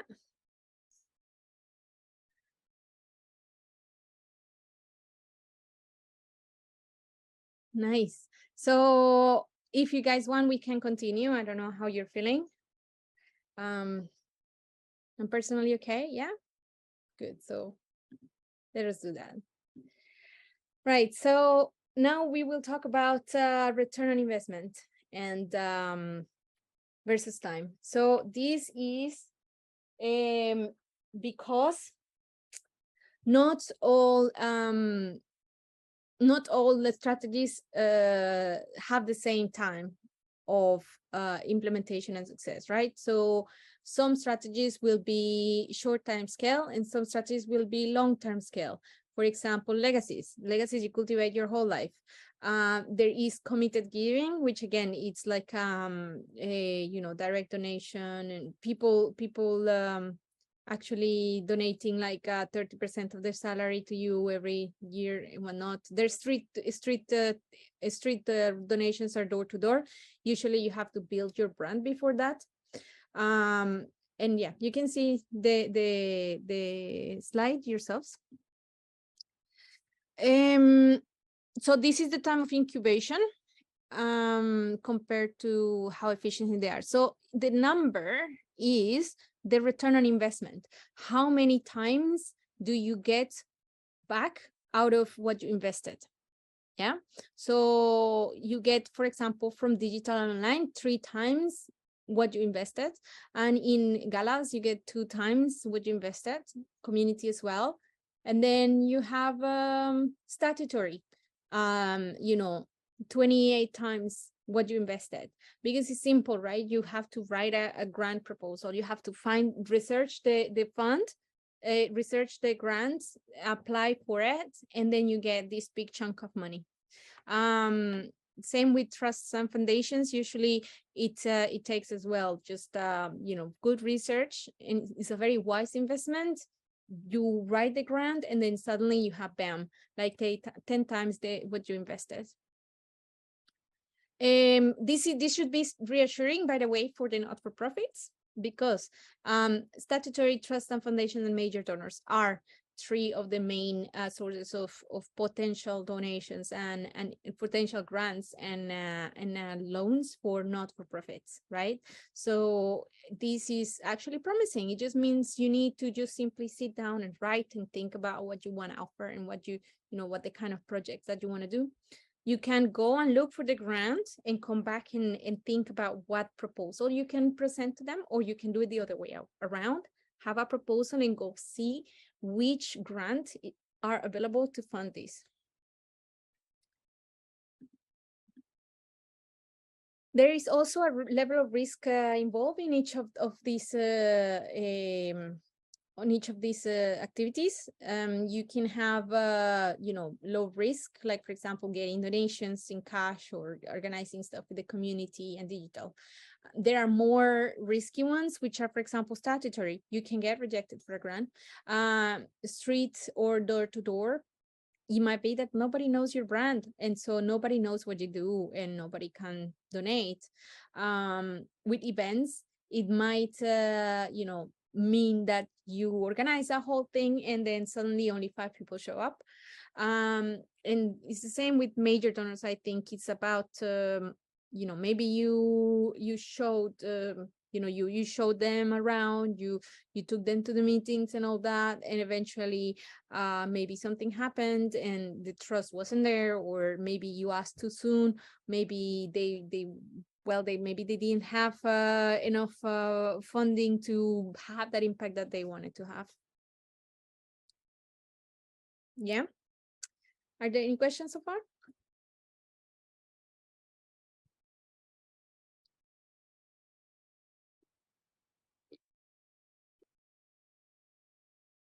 So we're going to talk about the Pareto principle, which is important for you to understand. This is a principle of human effort, let's call it. The Pareto principle states that for many outcomes, roughly 80% of all the consequences come from 20% of the causes. What that means is that there is a 20% from your donors will be delivering 80% of your donations. That's all it says.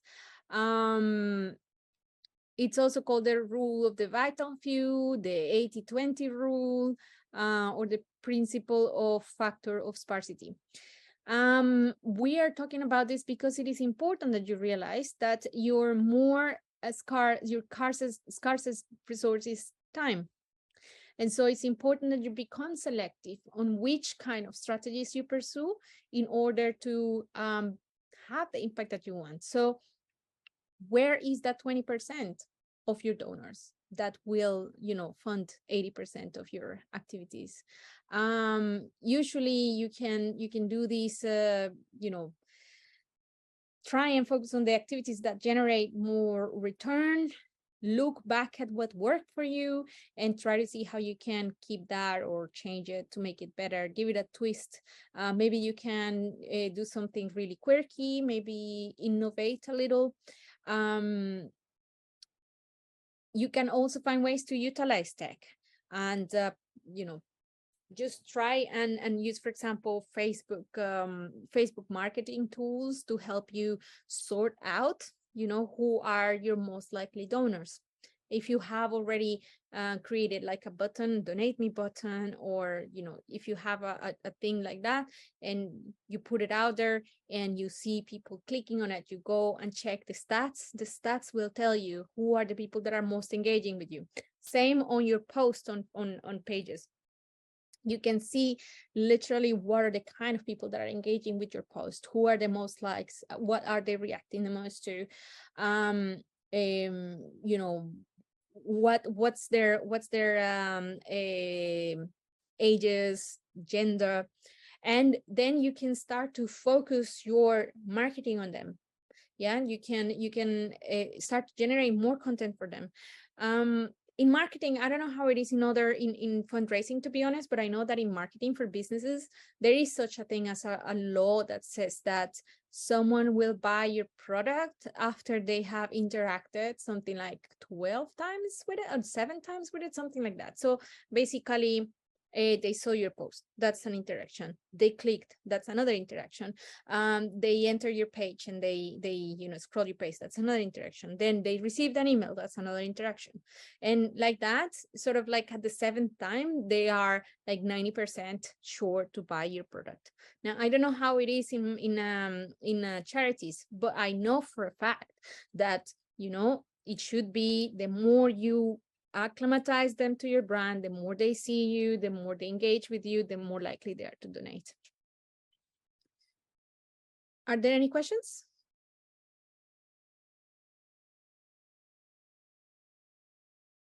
Okay, how are we on time, guys? We have 10 minutes. I'm gonna then quickly walk you through the steps to a solid fundraising plan. So I'm gonna ask to some of you who are about to leave to please just stick for this little bit.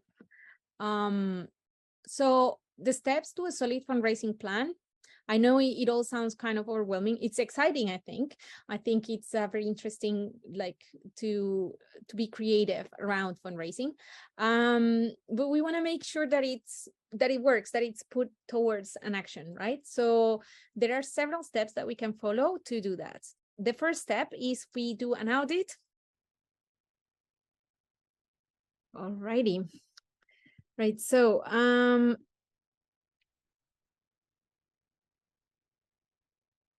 right. So in order to do our solid fundraising plan, what we have to do is to follow 4 simple steps. The step 1 is the audit. Step 2, define fundraising goals. And then the step 3, write a plan. And as last but not least, execute. Yeah. It might look like this, like what you have here, but there are many ways in which you can do this. So again, focus on what works for you, what works for your organization, and do your own thing that works. That you don't have to, like, it doesn't have to look like this. It can look however it works for you. The first step is the audit. Now we can do the audit with a SWOT analysis. Is anyone not familiar with a SWOT analysis? Raise your hand, please. Yeah, okay. So a SWOT analysis is an analysis of strengths, weaknesses, opportunities, and threats on a decision that you're making or a specific area that you're assessing. In this case, we would be talking about fundraising. So we should ask ourselves, what are we good at? What facilities do we already have in place? Maybe we already have a very engaged supporter base that can't wait to hear from us. In the case of Help People, what we have that is very good is a CRM software that we created that allows us to create weekly reports on the evacuations and the aid deliveries that we're doing.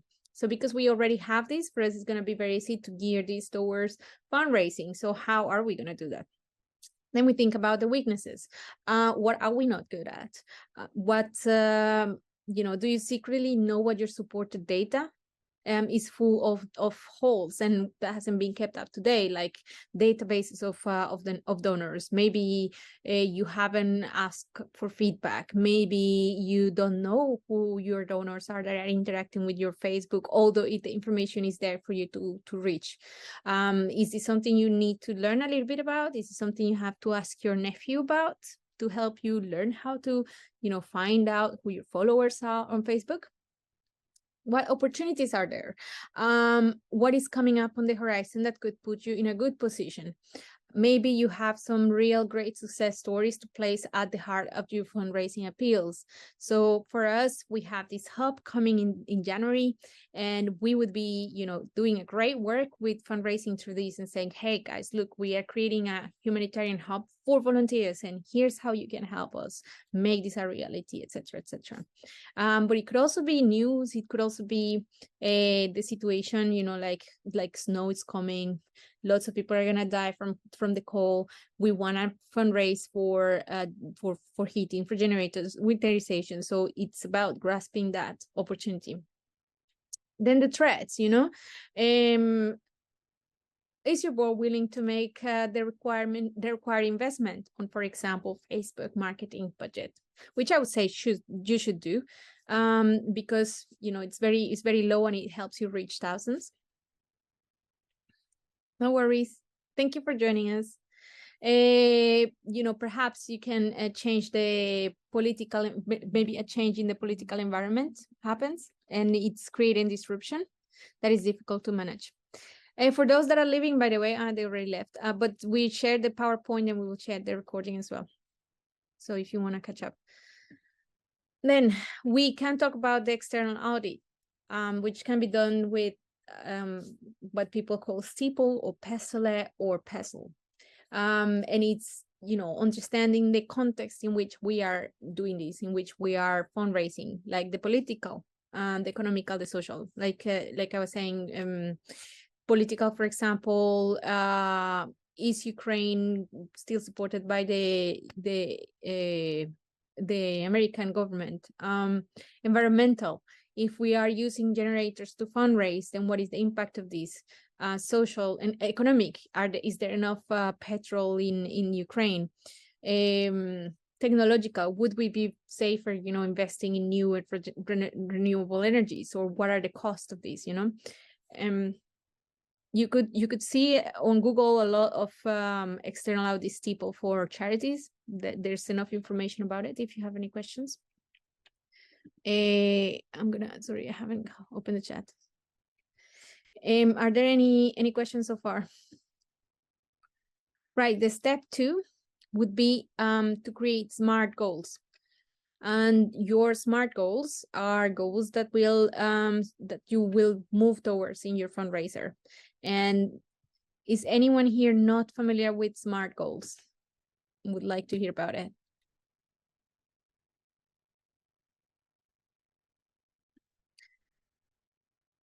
Okay, so I don't see any hands, but I'm gonna go very quickly over it. So SMART goals are goals that are very specific, measurable, attainable, and relevant, and timely.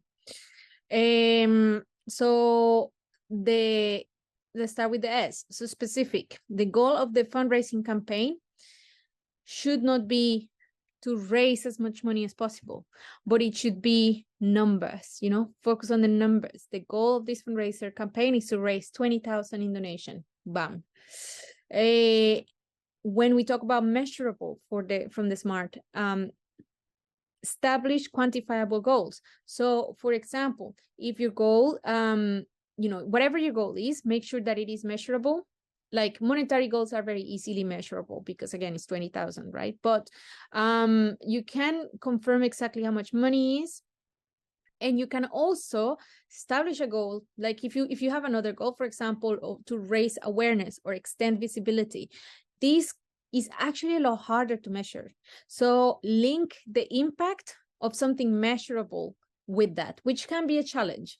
For example, if the mission of your charity is to improve the livelihoods of children with cancer, consider how would you measure that improvement. And this is it's going to be a very unique measure that you have to create for them in order to raise, 100,000 for children with cancer and register and train 10 volunteers. You need to say that there has to be, for example, like a special outing for the children and families, and you will measure it, in the amount of times the families go out or the events that are organized. The A is for attainable. So be aspirational, but realistic. If every year you set your goal is to raise 1 million for your charity, but every year you raise half that, then you and your team may start to feel disillusioned or disappointed. In reality, you should feel accomplished because, again, the problem in this scenario is that your goal may not be attainable, at least not for this time, for this particular campaign. But if you had set a more realistic goal of 500,000, then you had exceeded that goal, you would feel very inspired and very, your supporters would feel as well, like they have achieved the goal that you set for everybody. So it has to be achievable. And a way to identify an achievable SMART goal is to look at your previous fundraising campaigns and performance and determine, what were the results, and use these numbers to establish a benchmark and determine a goal that will be aspirational yet attainable. So if you raise funds, for example, in the first half of the war, which was when there was a lot of donations, then, maybe think about raising the same amount, considering that the situation now is that you don't have the same amount of donations coming in because of the nature of the crisis and the fundraising cycle. If R is for relevant, what it means is, how does this support your mission?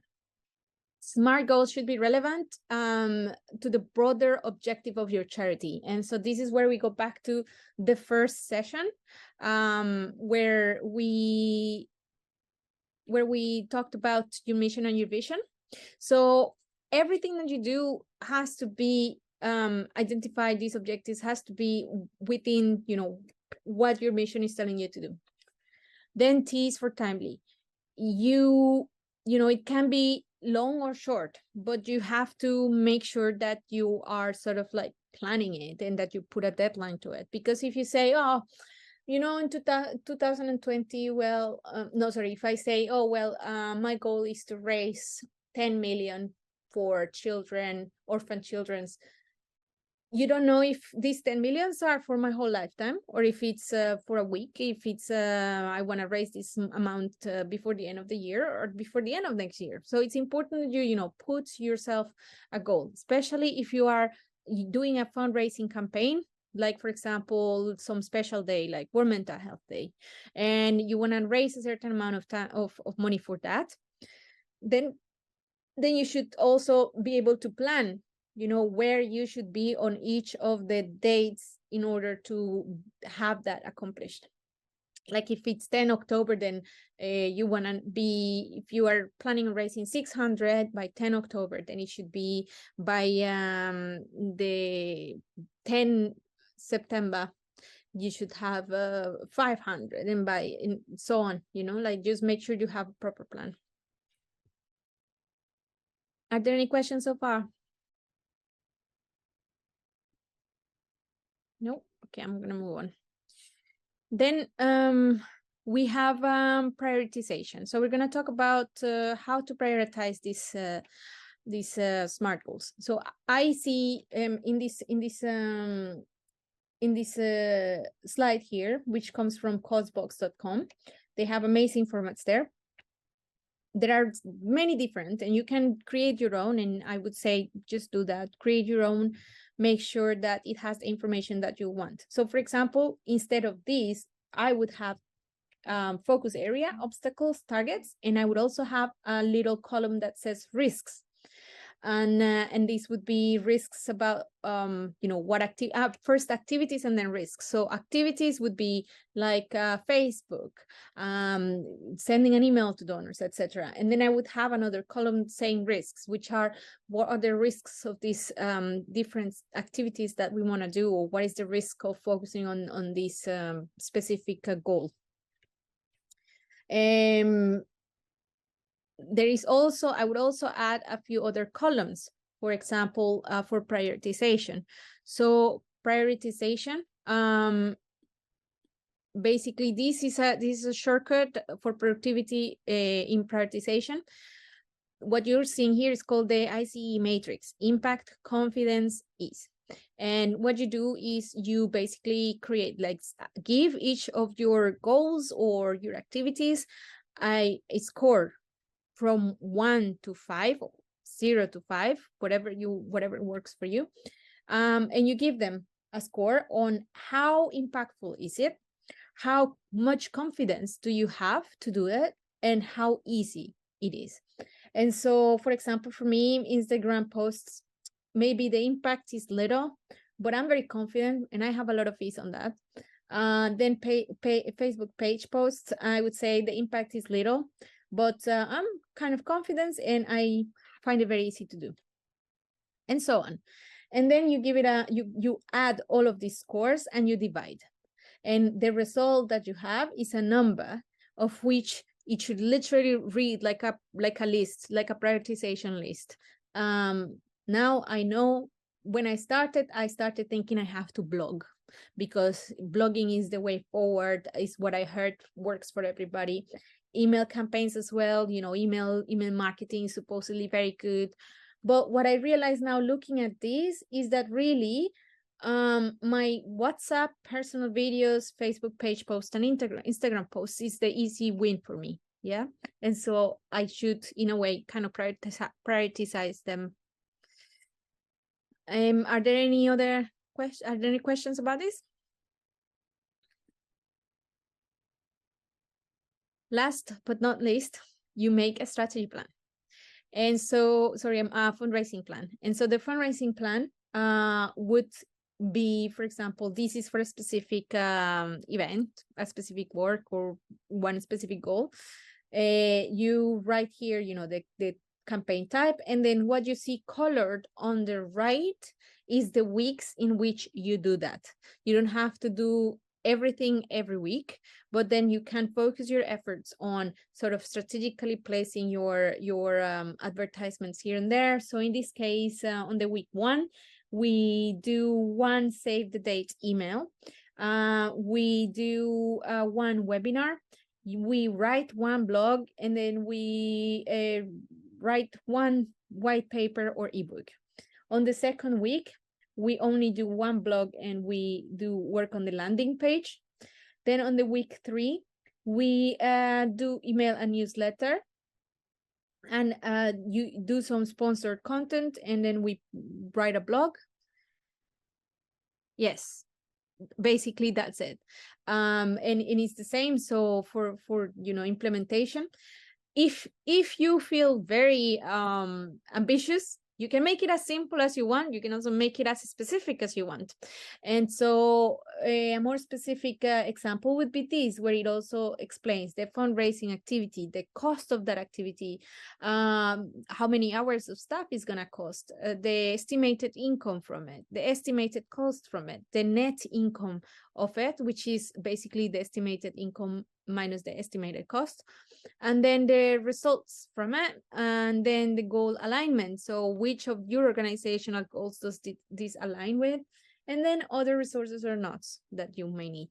Yeah. And then the 4th step, you execute and you wait for the money to come to you. I would say, you know, if you have done your research, if you have done everything, you can expect some minor level of success at least. Yeah. Converting in marketing, we talk about converting, the converting rule. The conversion rule is for everything, supposedly everything that you put out there, at least 3% of all people will be willing to buy what you're offering. If we talk about this in the humanitarian sector and you have 1,000 Facebook friends, then at least 30 of those 1,000 friends will be willing to donate. If it's 100, then at least 3, you know? So you just have to put yourself in front of them, put your organization in front of them, make sure that they are hearing from you, and they will come. Are there any questions so far? Any comments? Any feedback? Right. So this is amazing. So Harry, very good job. Thank you. No, it's not me. I just made sure to line up the best resources, but it's all online. If you have any questions at all times, Google things, they will show up. It's a myriad of things that you can find, and you can find what works for you best. Outstanding. So one way to deal with the overwhelm, because again, if we see this, it can be overwhelming. If we see this, for some of us, it can be overwhelming. I have ADHD and autism, and for me, seeing this on a page is, you know, direct panic. I highly recommend that to do this, you can manage that with Kanban boards very smartly. Kanban boards are simply these sort of boards that you see here in front, which are, you know, you have a post-it and you sort of progress from your to-do list to doing to done. Yeah. Now, virtually, they look different, but this is the basic principle. And you have many different ways in which you can, like many different platforms where you can do that. So the two that I recommend here are monday.com which has a free nonprofits program. I know that this nonprofit program is only for charities registered, but we also got Teleport to have it. Teleport wasn't even a registered organization in Ukraine. So we managed to get that. I think it's possible, but I don't know for sure. And then there's Trello, and Trello is for free. Now, how this looks like is something like this. I'm gonna show you now what our marketing looks like for help people, or look like, because this is the old board, but basically it looks like this. Are you guys seeing my screen, by the way? Oh, I don't think you guys are seeing my screen. Oh, sorry guys, please let me know when you're not seeing my screen.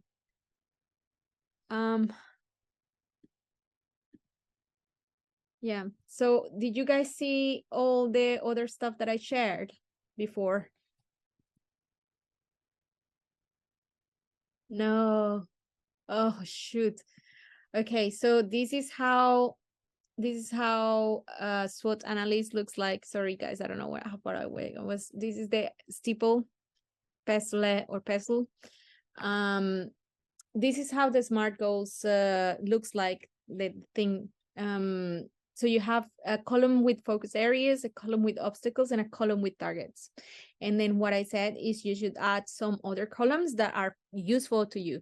In my case, what is useful to me is activities that are related, like fundraising activities that are related to these goals, and risks from these related activities. And then I would also add impact, confident, ease, and stuff like that, which would be give me an ICE score, which is a prioritization score. Yeah, so I hope this makes a little bit more sense now. Probably did describe it enough, but in case I didn't, you have it now. And then the plan looks like this. So you have a list of tasks, and you basically just plan per week or quarter, or like however it is that you plan your marketing. And what you do is you can just simply color the weeks in which you are doing these events or doing this particular thing. So the save the date happens, like the email on the about the save the date happens on the first week. Also the webinars happen on the first week, and then content marketing happens on the blogs and white papers in the first week as well. And then on the second week we only have a blog and landing page happening. And then on week 3 we have email newsletter and blog and sponsored content, and so on. Yeah, hopefully this makes a little bit more sense now. And then please let me know if it cuts off, because my cable is a little bit iffy. If you want to be more, if you're a little bit more, if you feel like, you want to do a very ambitious plan, this is what you could do. You could be a lot more detailed on your planning, and you could create something like this where you have the fundraising activity, the cost, the staff hours needed, the estimated income, the estimated cost, the net income, the results from 2021, like what you expect from this, or what you want, what you expected last year, for example, if you want to kind of grow it. So it's like, oh, what we received was this plus this much we want. Your goal alignment, so how aligned it is to your goals, organizational goals, and then other resources and notes. Yeah, then you execute, and this is how Kanban boards look like, which is you have basically just a post-it kind of board, and you move your post-its as you get things done. So you move from to do to doing, and then to done. It's very, very basic. But yeah, this could actually make your team a lot more efficient. and you have apps for that nowadays. So you have Trello for free, and you have Monday.com. In Help People, we started with Trello because it's free. And then eventually we progressed to something else, to Asana, which I wanted to show you guys. So in Asana, this is how our marketing plan looks like, right? So basically you have the website, the this, the that, and then you have here the due date and who is assigned to it and what the activity is. And you basically just go through it, marking what you've done. And it helps the whole team to stay aligned. It helps the whole team to, progress swiftly through. Are there any questions so far? We have reached the end, guys. You made it. I think we had some delays, so sorry about my computer restarting. But hopefully you guys found it enjoyable and found it useful. Are there any questions so far? You're welcome, Harry.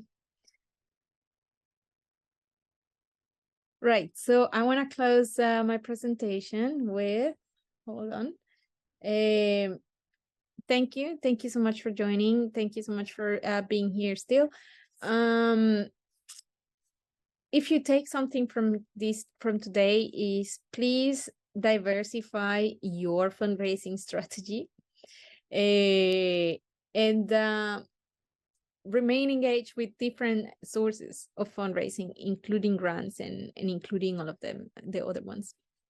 I'm gonna, if you give me a minute, I'm gonna try and fetch my bank details, and you guys can donate. So through my coaching company, my consulting company, I'm creating a sort of small fund where I help small organizations such as yours get small funding for grants, like what we're doing here. Actually this year gonna pay for 3 packages for grant applications.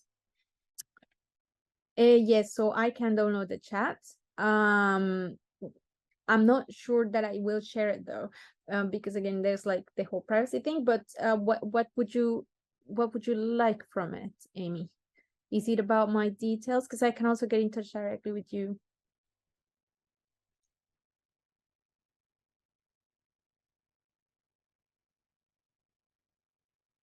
Okay, yes, I can share it with you. Hold on, let me write that one down.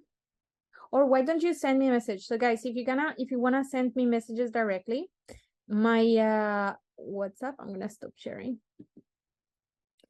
Oh, sorry, I'm also gonna stop my video. No, my recording.